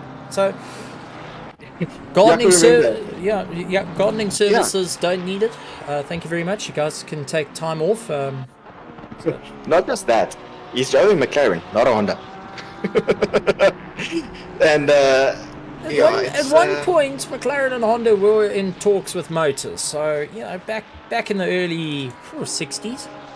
Not just early 60s. Didn't Honda sponsor the engines for McLaren in the F1 a couple of years back? When Fernando Alonso was with them. Yes. But originally Honda was actually going to be the main build, and Jaco Krobler once again off into the dirt. I think the tyres are killed on that car. That one is done. The tyres have unalived themselves officially, and this is going to be one heck of a race. And one thing I would like to echo that Ira Mirez actually chucked in and said, this is a race that all the drivers are having to work extremely hard. All the drivers are feeling the pressure. It is hard racing front to back. This is what happened to Jaco Krobler with Eric Kirstein right behind him, the hybrid racing machine right behind the Pandacity. Maybe the McLaren got a little bit out of shape in front of the BMW. Maybe the brakes on the BMW not working in favor. Yep. Bonk. That's a bonk. It just doesn't seem that Jaco has the good luck tonight, unfortunately. Not his night, and the frustration. I've got to ask, we into the last 29 minutes, mistakes like this are starting to happen up and down through the field. In this type of situation, what can you do to calm yourself down? As I see yellow flags for the number 21 car and for Loic Randebal, the number 55 car. So this is Connor Bergstrom and Loic Randabel, they've come to blows with one another. So before we finish that answer, I wonder. Is it around brakes? Yeah, brakes again. My heavens, Loic absolutely tanked that one, and unfortunately that threw him way down off the plan. Oh, Yakunadia getting a little bit thrown out with Mordred Claessen's getting elbows out. That's Van der Schoeman getting elbows out. It's not, I think drivers are getting. That was Mordred Claesen. Looking at it, that was. Mordred Claesen, he's far back. That was two Ferraris going at each other there, Stephen. See, this is the Ferrari of 433 of Schoeman. Okay, so you're right. So that is Schoeman getting a little bit elbows out this evening. And late on the brakes, big send. Big money, no send, and there was big money, lots of send, but tax came in, and unfortunately everyone walking away with that. Loic Randabel with a drive-through penalty now will be taking him out of the order. A nice close battle happening on circuit. It's actually not within our top 10, because our top 10 has opened up to about 1.5 to 8 seconds between one another. Is Jason Farmer in 19th position, Eric Costain and Jean-Ray Buerta, they're keeping close to one another. Jean-Ray Buerta, Team Kerygma Racing, usually known for their keeping it all together no matter what, and also consistency of Team Kerygma Racing, doing very well in the Pro-Am world of endurance racing. This time around though, taking a little bit too much curb, gets ahead of Eric Costain, and now is on the gearbox of Jason Farmer, who's trying to open up a bit of distance, but you can see these three cars trying to fishtail off the straight, trying to snap the toe to one another and not having an easy one. But Cameron, I know you've been in this one numerous times. You've had it where the frustrations have come into play. What can you do to calm yourself down in this type of situation, or as a teammate, to calm your fellow teammate down? Say, hey, listen, don't lose your temper, don't throw the toys out the cot. We've got a long race here. What's the different? What could be done? Well, it's funny you say that, Stephen. As I'm just quickly busy sending as much notes as possible to my team there, just to tell the drivers, just breathe, calm down. Just get it out of your mind. It's in the past. What needs to happen will happen. Just breathe, let it go, and just get your head and the focus back. As I know that Jaco Grobler is busy fuming underneath that helmet, and he just needs to breathe, calm down, and that's the best way to do it. As you see, another yellow flag there, immediately cleared up and gone green there. I wonder what happened there. Thank you, Tim. Car. There we go. That is Daniel Rowe. Daniel Rowe, who that's Loic coming out of the pits there after serving his drive-through. Is Loic gonna slow down a bit too much? Nope. Well, just saying, okay, that's it for the night. I'm calling it. We're gonna retire the car. Team said too much damage, and saying we'll get them back next time in the up and coming season races that's there. But yes, as I said, just breathe, calm down, get your head back, and go from there. It's still 25 minutes and 50 seconds left in this race. More than enough time to get as much positions back as possible. Side by side through Maggots and Becketts with Costain and Buerta. Well done on their behalf to get it all hooked in. Yeah, well, my words that echo through that, I'm sure everyone's bored of hearing it, is just go see the checkered flag. Get to the line, see that checkered flag. It will do your confidence some good, because you know you never quit. Because you won't think about it. You'll think, oh man, whatever, I'll just throw it away. That's the race over by tonight. Tomorrow you'll say, I could have finished. And that's where the frustration comes in. So even if you finish with two wheels on the car, as long as the car is rolling, just finish. That's the best thing that can be done. I mean, Stephen, you taught me that when we raced together. Yeah, well, it's when we bang it at the top of the skyline, that's definitely it. But wait till you're racing around Silverstone.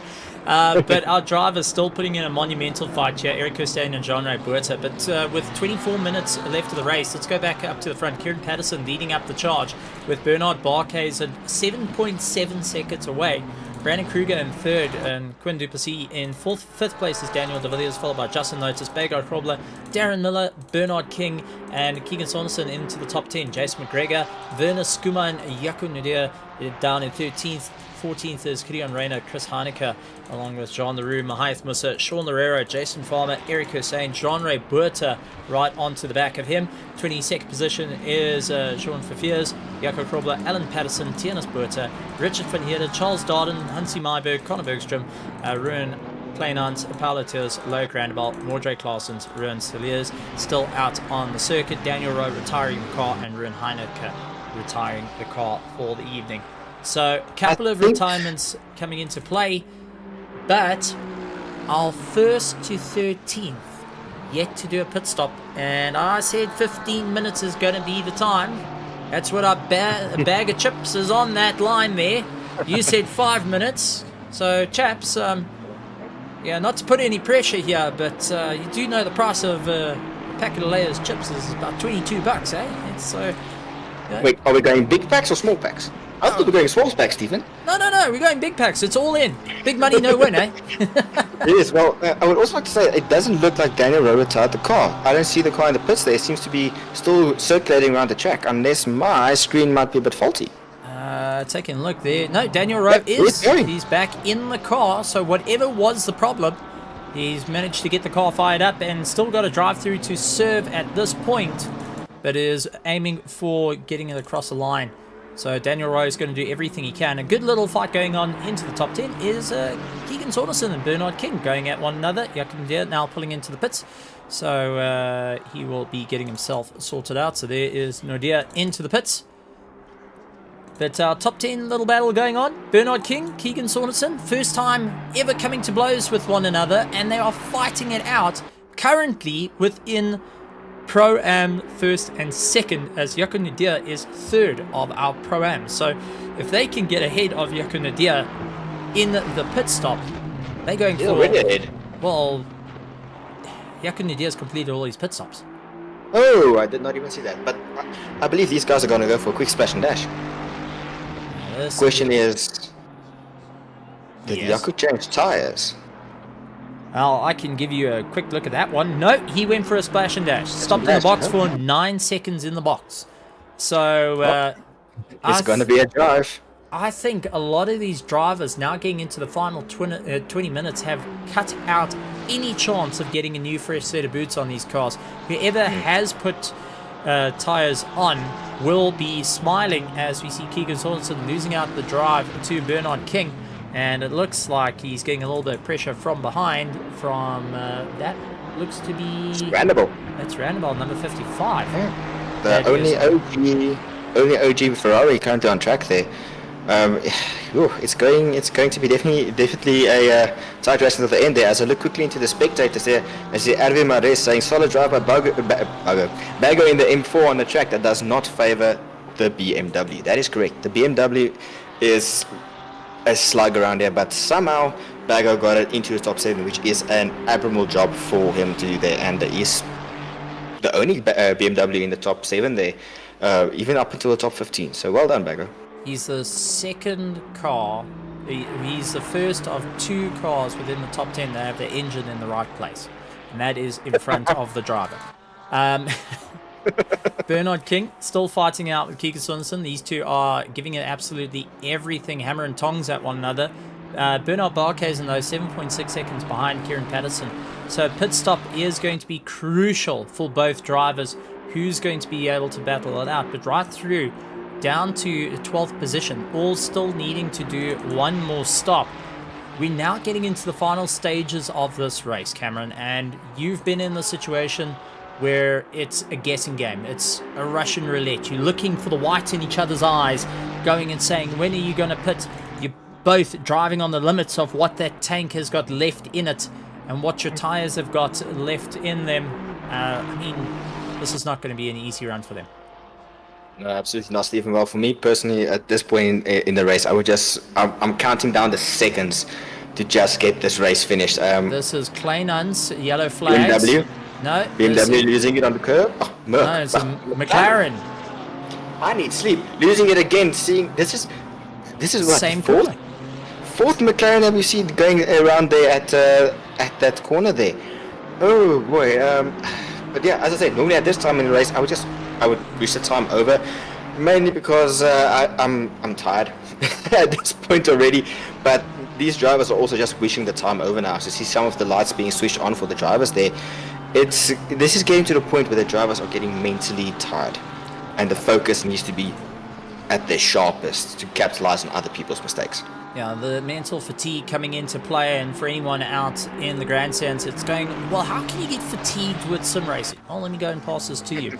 You're currently watching a screen, LED, OLED, whatever it may be, flickering at different rates from 60 frames per second. That's 60 flashes that are going through your eyes.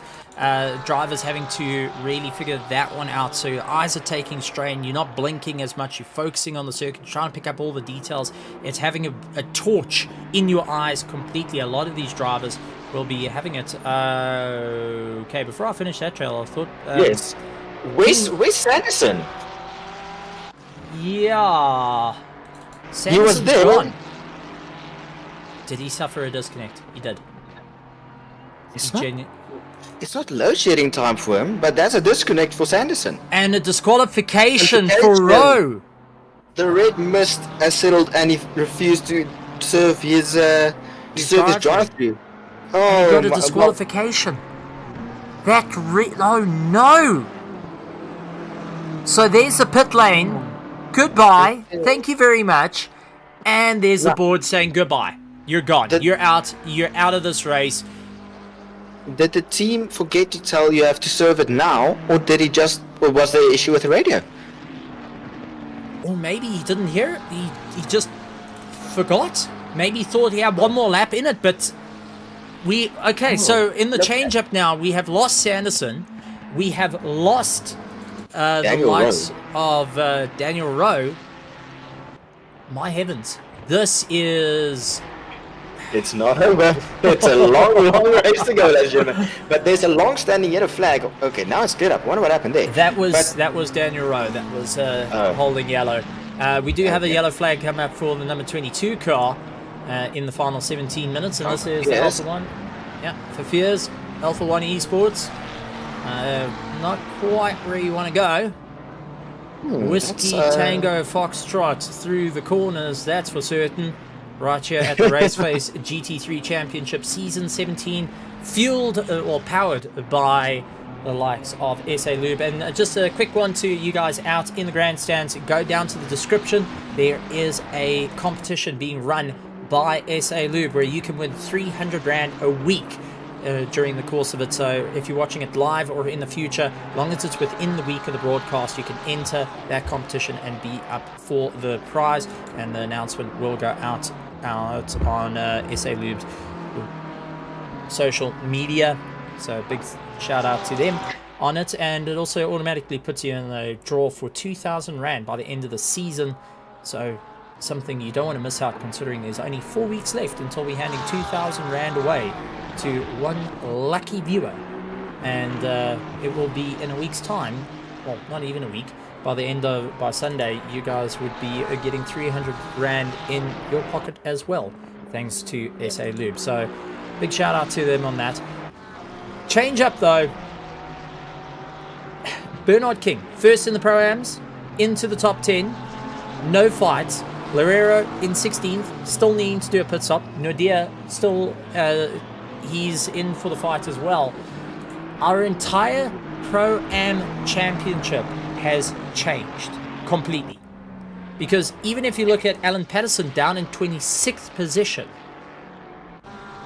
he needs to try and make up some ground here, otherwise he's going to lose the top running of the Pro-Am. So we have got, within halfway through the season, he's needing to get a little bit more drive, because Loic Randabel's in second place, Loureiro is in third, and Loureiro's ahead of him.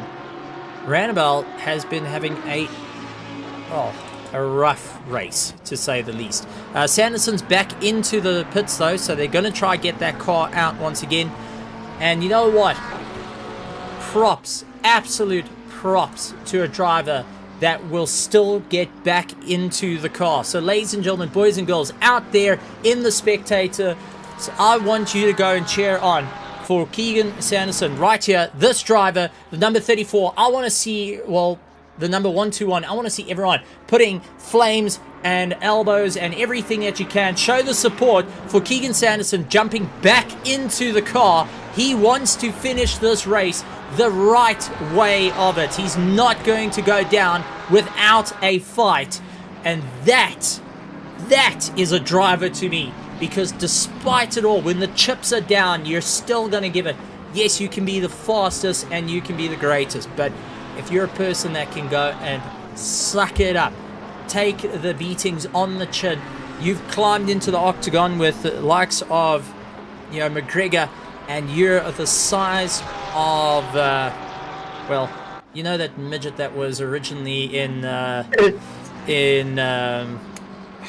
what's it? I would say Jack finished the rest of the sentence. You know, you could just say, for example, Jean Simon with a lot of damage on the nose of his Porsche. Yeah, I think something that to make it a bit more South African based side if you want to step into an octagon. Herman Simon, our welterweight fighter from South Africa, stepping into the ring with Dricus du Plessis. Very big different balls, those two guys, and it's going to be something else. But yes, as we see in chat there, a massive cheers going out to Keegan from Adrian Murray and the biggest, baddest and best there. So keep your head down, Keegan, and keep on fighting. It's not over yet. As we're going into our final 13 minutes here, Stephen, I think I might be getting that bag of chips. You won the bag of chips. I wasn't going to say anything. I was ignoring it. But our first to 11th are still out on circuit with a couple of minutes to go. It is still a monstrous run, and our drivers really having to give it everything they got. Fafier's right onto the back of Jason Farmer, so the Alpha 1 battling it out with the LTR car. These two actually came to blow earlier in the week in a different league. These two were fighting it out. Looks like a bit of a nod of the hats. Yep, nod of the hat there, saying I'm not going to argue too much. Jaco Nadir into the wall, though. Too happy on the throttle. Car over-rotated, and he's going back to the pits. Tonight, as the surprise is not finished, ladies and gentlemen, this is going to go down to the wire. Too early on the throttle. Nearly in the pit lane, and also having a disconnect in the process that gave him a little bit of extra to remember it by. Yes, it's not over tonight, Stephen. Things are still going to be right until the end, I think, yeah. But I lost my entire train of thought. You were going to buy me a bag of chips. Not gonna happen. But let's have to see. It needs to be after the 5-minute mark, and then I will win the bag of chips. If it's anywhere between 15 and 5, dead man zone. Drive through penalty. Man, Fafier's taking it on the chin on that one, and that is going to be for track limits exceeded. That would throw him down the order. Oh man. And seeing flags being waved as well, just giving everyone a bit of a heads up. Our marshals really working hard here tonight, informing everyone. Kieran Patterson out in the front though, leading out the charge with Bernard Barkhuizen in second place. Brandon Kruger currently in third place. Then you've got du Plessis in fourth, and trying to make up a bit of time. De Villiers is also into the fight as well, 9 seconds behind du Plessis. Justin Lotus in 6th place, 7th is Bago Krobler, along with Darren Miller, Bernard King, and Jason McGregor. That are rounding out our top 10, but Bernard King looking to walk away with the first podium for him this season, and especially in the Pro-Ams. Well, we've got Jason McGregor, who is dealing with the likes of Werner Skuman, constantly hounding him, trying to figure out how he can make a bit of moves to get past. I mean, Werner Skuman has been through the absolute wars this evening, but he is still managing to climb up to 11th position. Still needing to do a mandatory pit stop, though. But what a run from his side, as there's quite a few drivers tonight that I would have counted out. The drivers that would have thrown their hats out and said, look, I'm done. They're still going. They're still keeping it out there. They're still going to keep pushing. Yellow flags for car number 7, though. And that is Ruan Cilliers going and losing out. 32nd position. And trying his hand in the race. Wait. Oh! Snap oversteer. Yeah. That is a snap oversteer under braking. And the Ferrari saying, no, thank you. I will not deal with that any further. I think at this point, Ruan might be taking that horse to the glue factory. Ernest Guman pulling into the pits. Trying to pull an undercut there. See, that's where, Stephen, that's where the drivers are caught out. There's 2 lines there. And you think the first one might be the pit limiter, and then you climb off the pit limiter when you realize it's not. And then, whoops, speed into the pit lane. It's a little bit of a surprise. But that's why we see so many stop go 30s there tonight here. But yes, it's great to see Bernard King fighting it out there and leading the Pro-Am division tonight. A driver who's been a bit absent the past couple of months, and seeing him be back and on form is just amazing. Great to see him back in the sim, and great to see him taking it to the track there.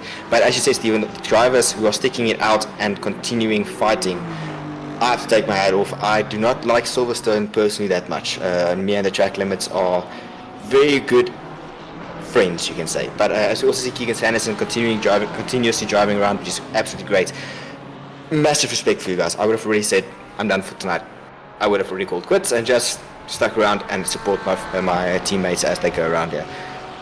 Well, he's trying to score those last valuable points needed for the Pro-Am Championship. And you know what?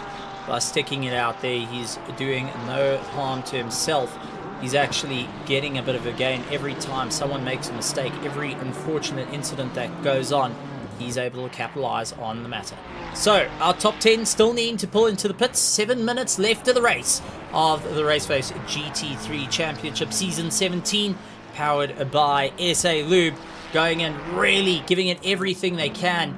And we're halfway through the season, ladies and gentlemen, for our Season 17, which is our Season 1 for 2024. And just a reminder to throw it out to everyone out there that we don't just have, well, this race that's honestly great to be in.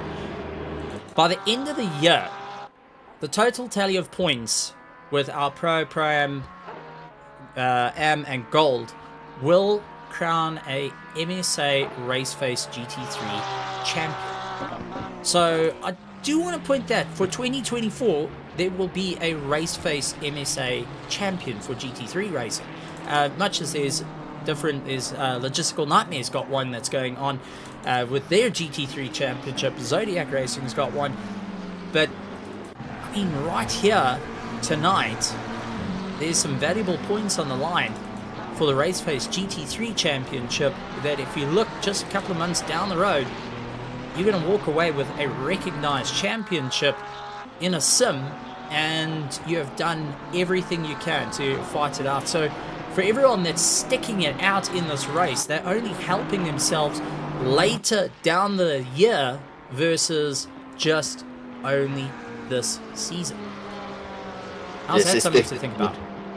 It's definitely something great, a great initiative from MSA there, and it's definitely also something for the drivers to continue driving and racing out there, fighting out until the very end there. So it's amazing to be able to say at the end of the year we will be having our first MSA recognized GT3 RaceFace champion.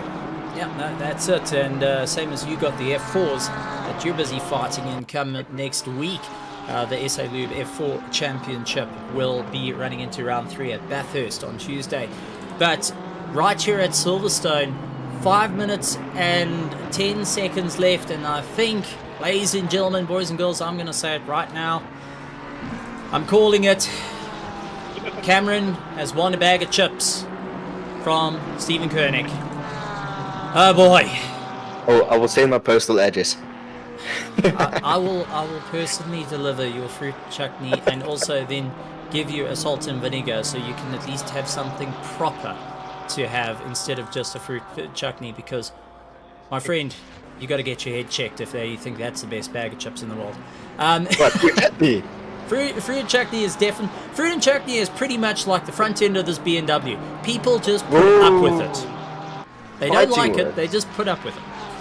Fighting words. When you hear the fighting words from Stephen Koenig, it's like saying that fruit chutney is similar to the BMW's front end. Yes. That's fighting words, though. Now, I will go so far. It's the BMW front end of their LDMH car. That's how far I'm going. That's beautiful, though. No, it isn't. Yes, it is. No, it isn't. But It's a whale. It's a whale trying to sniff around. But Brandon Kruger pulling into the pits, talking about sniffing around. Actually, something you brought up about the two different lines in the box. I want to actually give you a bit of insight from it from a real-world motorsport perspective. So that is a slow-down zone. So between the first and the second line, you have to slow the car down to 50 kilometers an hour in that box. That box consists of 50 meters at most. If you go to like the Kyalami and you see it, you go, and if you ever have the opportunity to go and see these cars diving into the pit lane, they will have these two lines, the first stage and the second stage. By the second stage, you have to be on the pit limiter and down to 50. In that box, you want to see cars go from 130 k's an hour, 130 kilometers an hour, down to 50 in 50 meters without locking the brakes, without screeching, without the whole thing coming to a close, and without smacking a wall. It's something to definitely see. Werner Skuman getting the pass on Bernard King. So Bernard King not putting up too much of a fight there. I think he realizes he's not fighting the same class and will be thinking out. But Kieran Patterson out in the front, Bernard Barkhuizen and Daniel De Villiers needing to still do their pit stop. Jason McGregor and Jaco Krobler on getting to finish with their pit stops. But our top three that are fighting out, Kieran Patterson, if he pulls in now, will lose out the pit stop to Bernard Barkhuizen, but when Bernard Barkhuizen pulls in the pits, he will make up time. So that is a fight for second place. Kieran is going to go into the pits. So Bernard's best bet. Bernard's best bet is to get in the box with him. Right. Get in the box with him. Rather go into the pits. Yes, and he does it. This is going to be, now it's on how much fuel is one of these, both these drivers going to add. Is it going to be enough? Is it just going to be like a liter to be added as it's a minimum requirement here? Or is it going to be a bit more? That's all the things that's going to factor into how long you're going to be in the box. They'll get out just ahead of Daniel De Villiers. Daniel De Villiers has to pit now. Because he's going on the final lap, otherwise he's not going to meet the requirements. Same with Jaco Krobler, as Jaco Krobler also goes into pits there just before Daniel De Villiers. And Kieran is out just before Bernard Barkhuizen, so... And the gap already opening. So... That's 12 seconds. So that's it. Kieran Patterson was stopped in the box for 6 seconds. Bernard Barkhuizen was 5 seconds. Brandon Kruger jumping himself up into third place now, ahead of Daniel De Villiers, so he just needs to cycle around, and he will be finishing up in third place with Duplessis currently in fourth, chasing him down 8 seconds back. Daniel De Villiers, I think, got in the box too late. He was just too far back. Left it out just a little too long. He's gonna keep fifth though, as Justin Lotus is rounding the final corner there and going into the first corner. Daniel De Villiers is already up the road going through Maggots and Becketts. Yeah. So he has fifth sealed up, but behind Justin Lotus we have Bagger Krobler. This fight is not done yet, ladies and gentlemen. These guys are going to go right until the end, and they are both teammates. Yeah, the hybrid racing going to be duking it out, and I'm sure the radio comms coming forward is, well, we're going to keep this clean, but I need a couple of points, buddy, and you're standing in my way. So Justin Lotus and Bagger Krobler are fighting out for the points. They go trying to look up on the inside to get past. Nope, and that's it. Couldn't get round. And I just want to point out, Justin Lotus is in 8th in the championship. Bago's in 10th. So this is a championship fight. So both of them are desperately needing the points to fight it out. To give it everything they got. Kieran Patterson, though, rounding out, and he will be coming across the line on his for the checkered flag, taking first place for round 4 goes to Kieran Patterson. Bernard Barkhuizen taking second place in a phenomenal run down to the wire. Unfortunately, just too far back. Brandon Kruger will be taking 3rd place and taking the final spot on the podium. So well done to him, and he's going to be smiling for the OG and KSR factory team. Duplessis taking 4th place. Daniel de Villiers taking 5th. 6th with Justin Lotus, still fighting it out with Bego Krobler right behind him, giving it everything he's got. And this is for points, but I think he's maybe given up the fight and is allowing Justin Lotus to get across the line ahead of him. Darren Miller going in, finishing up in 8th, unless Gideon Rayner can close up the distance miraculously. I don't think so. Chris Heineke is going to keep on pushing, but I think he's going to be finishing up in 10th position, with Jean Leroux in 11th as they make their way through the final corner. Phenomenal racing. It came down to the pit stop strategies, and that will twist up the entire championship for a lot of these drivers.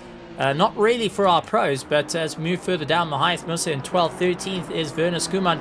But taking the win for our Pro-Ams goes to Bernard King, finishing 14th overall and first of our Pro-Ams, really throwing a monkey wrench into the likes of the championship.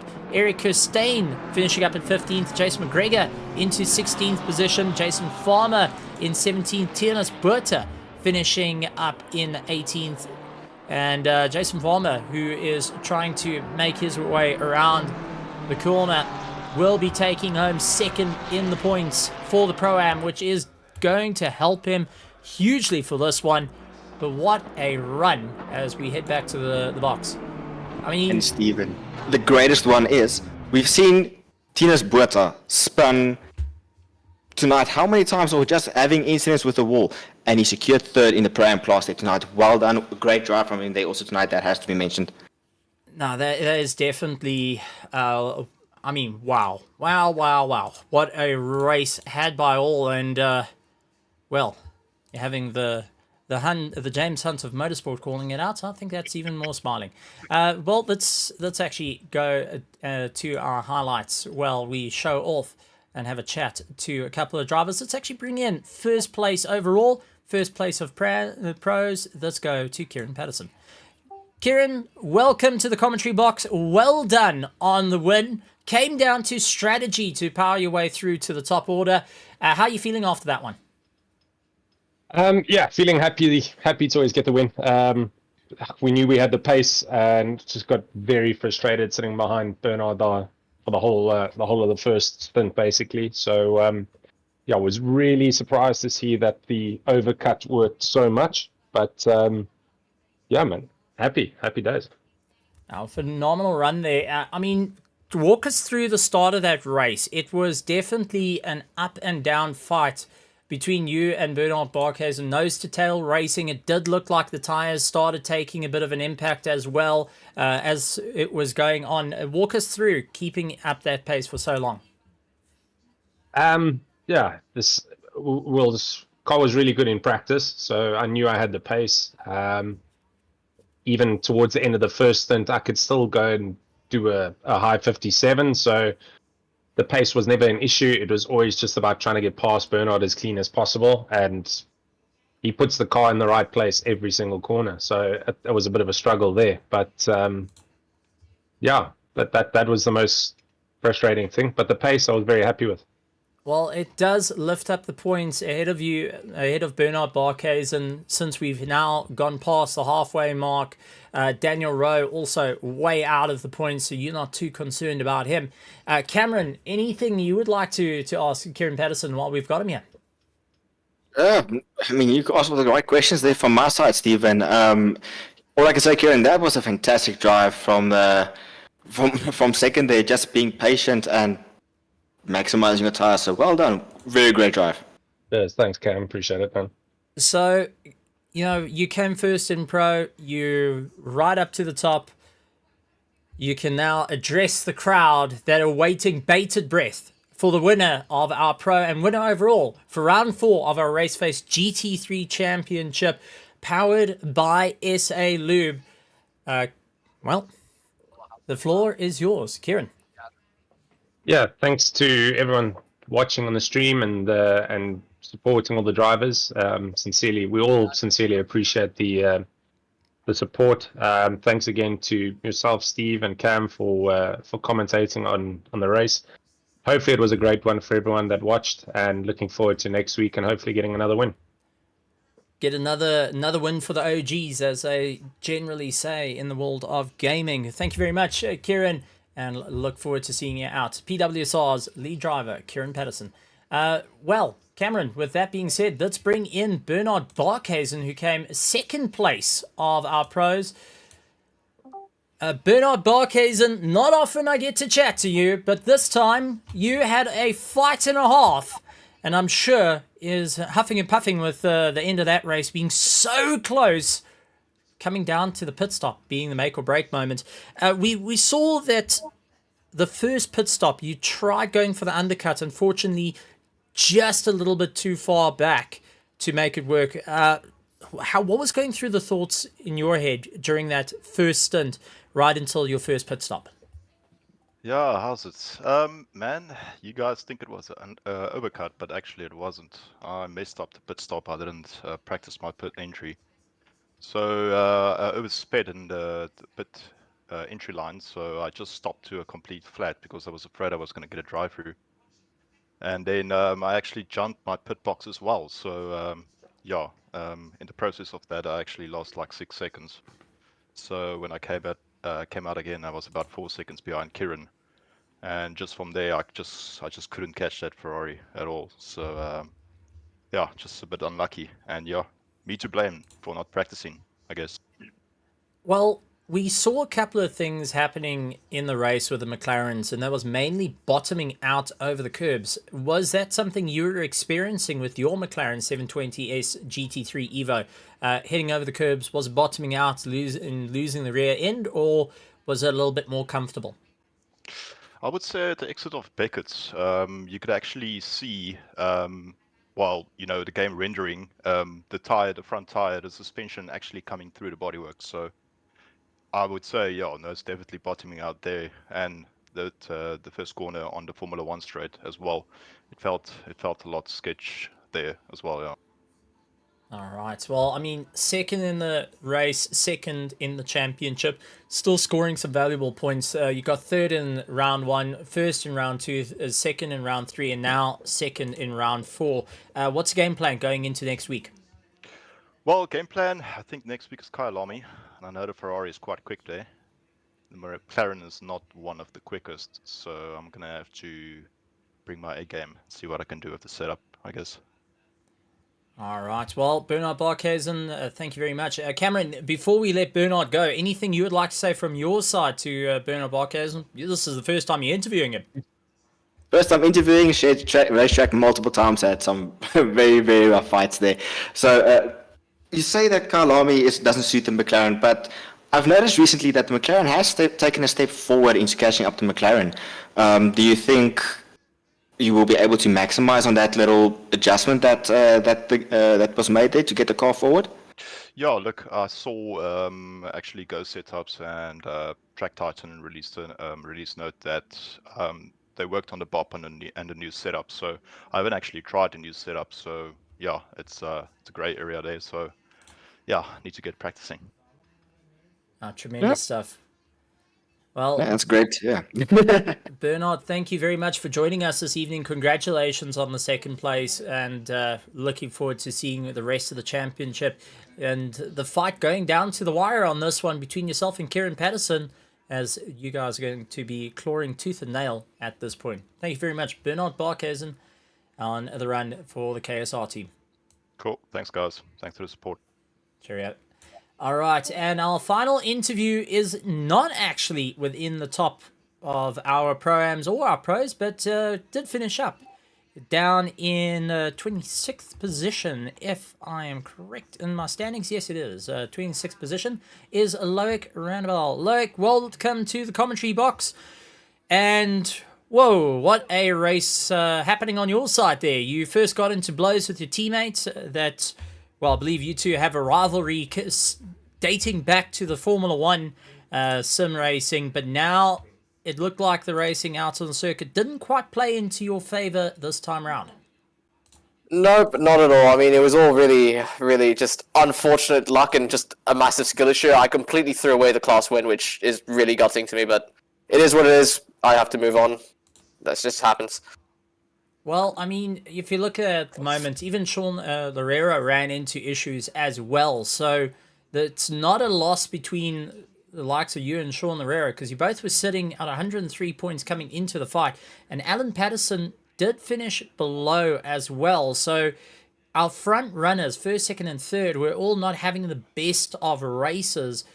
Do you think heading into round 5 next week for the RaceFace.Pro GT3 Championship, brought to you or powered by SA Lube, is going to play into your favor? A track that's more familiar, that's more known to yourself? Honestly, if I'm really honest, I am more familiar with Silverstone than Kyle Army. But Imola will be a very interesting one for me because I'm really good at that. So I'll be seeing what I can do with Kyle Army, but then eyes on Imola, to be honest. Well, absolutely awesome run on your side. Well done, and finishing in, despite it all, keeping your foot on the throttle. Cameron, anything you would like to ask Loic before we move on to our final interview of the evening? Well, yes, I know we're doing the stream. Me and Steven spoke about how things are within the car, how to keep your head calm and everything. I mean, at one point during the race, I was even standing out of my chair and just looking the race through the monitors there. But how did you approach this? What were you telling yourself just when everything just seemed to be going a bit skew? When everything started going skewed, I did lose my head. I just started giving up, but then I realized, oh wait, I have to keep driving and minimize the points loss because, yeah, kind of have to do that. So kept driving. I mean, I did have a nice little fight towards the end with quite a few guys. So in the end, it was kind of worth it. But yeah, just head down, and then just once I calm down, I'm back again. All right, Loic, thank you very much. And for the let me try to get it right. Omnious Gaming. I nearly said ominous again. It was so close. Thank you for jumping in on there. I am definitely, I actually run AOC monitors, so I can see there may be a letter being sent out to AOC saying, listen, this guy can't get the name right. Please turn off the monitors. But like, thank you very much, and we look forward to seeing you back in the car for next week. See you next week. All right, bringing in our final interview of the evening, and that is Brandon Kruger. Brandon Kruger, well done on the race out there. Phenomenal run on your side. You had to fight tooth and nail for that one. How are you feeling? How's Steven? I'm feeling quite ecstatic with my performance. I had quite a long day at work and only joined in like the last 40 minutes of practice. So I was like, I'm not going to have a good result. And then P3 in qualifying and P3 in the race. I'm pretty chuffed with that. Well, it was about keeping that consistency. When you saw the front runners like Bernard Barques and Kieran going hammer and tongs at one another, were you telling yourself in the car just to wait it out, let them make a mistake, and you capitalize on whatever comes out of it? What was running through your mind there? Well, they're quite more experienced than me at the moment, so I thought, let me rather copy Kieran's lines. They seem to help quite a bit. I gained some understanding from him, especially in Sector 1, how he took Maggots and Becketts. So I was like, okay, if I can just keep up with them, all should be well. And yeah, I managed to gain some pace out of that as well. So I was quite happy, but I don't think I would have been able to take them, unfortunately. Well, with all the points now, if my really bad math works with me here, you're lying 6th going into the race, but finishing up in 3rd may actually put you into 3rd in the championship for the Pro. Does that change the game plan heading into next week? I think I'm still a rival driver, so I'll take my chances. But no, I'm quite happy with P3. It's awesome. And then of course, like KSR Factory, then we're leading the Constructors Championship because of that. So that's also quite awesome. No, but yeah, no change of game plan. Unfortunately, my work days are very long. So I don't think I'd have the time to practice all that much and dedicate all that much time. Got to keep the business suit on sometimes. Cameron, do you want to ask anything to Brandon Kruger while we got him here? He's our hostage. I'll quickly lock the door so he can't run away. But is there anything you'd like to ask? No question really comes to mind, except no, that was a very good drive there from Brandon. It's just consistency there, and well done. Thank you very much. Phenomenal run, Brandon Kruger from the KSR team.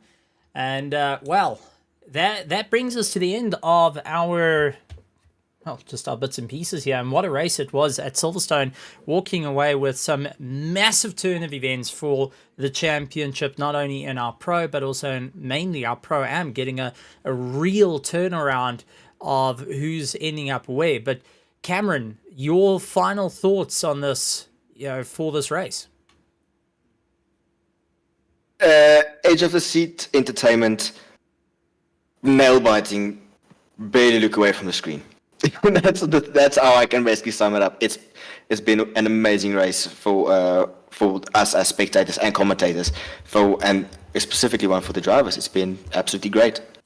Well, the bar has been set by our RaceFace.Pro GT3 Championship drivers for Season 17 race round 4 done and dusted. Next week, we will be heading out to Bathurst for our SA Lube F4 Season 3, and that will be our third round and will be our second last round of the season, where you'll see Cameron de Bastos actually jumping into the seat and going and racing against some of the fastest iRacing drivers you can get this side of South Africa. And they will be coming out live at 8 o'clock. So tune in on the YouTube channel. Make sure you hit that subscribe button, hit the bell notification icon, leave a like as well. Also, let us know in the comments, what was your favorite moment of the race? What was your favorite moment for this entire season so far?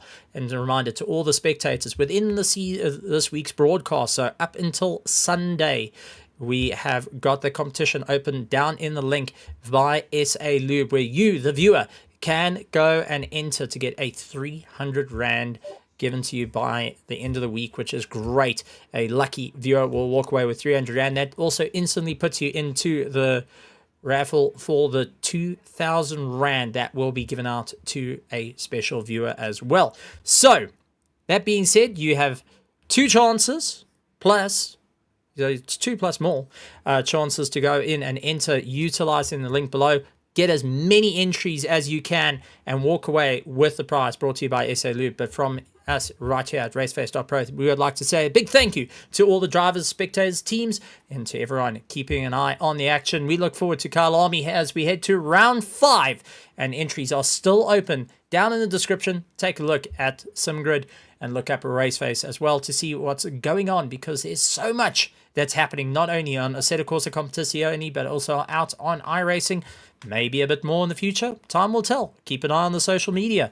But ladies and gentlemen, boys and girls, and a special thank you to Cameron de Bastos for coming and joining in, or Cameron the Hunt de Bastos coming in. Definitely one chap that can run around with a sniper and take out more than enough people. But Cameron, thank you so much for joining in the commentary box and giving a bit of your time from driving in the seat. But like always, I'd like to say special thanks to all you guys out there, and we'll leave it be with good morning, good afternoon, good evening, and good night, everybody.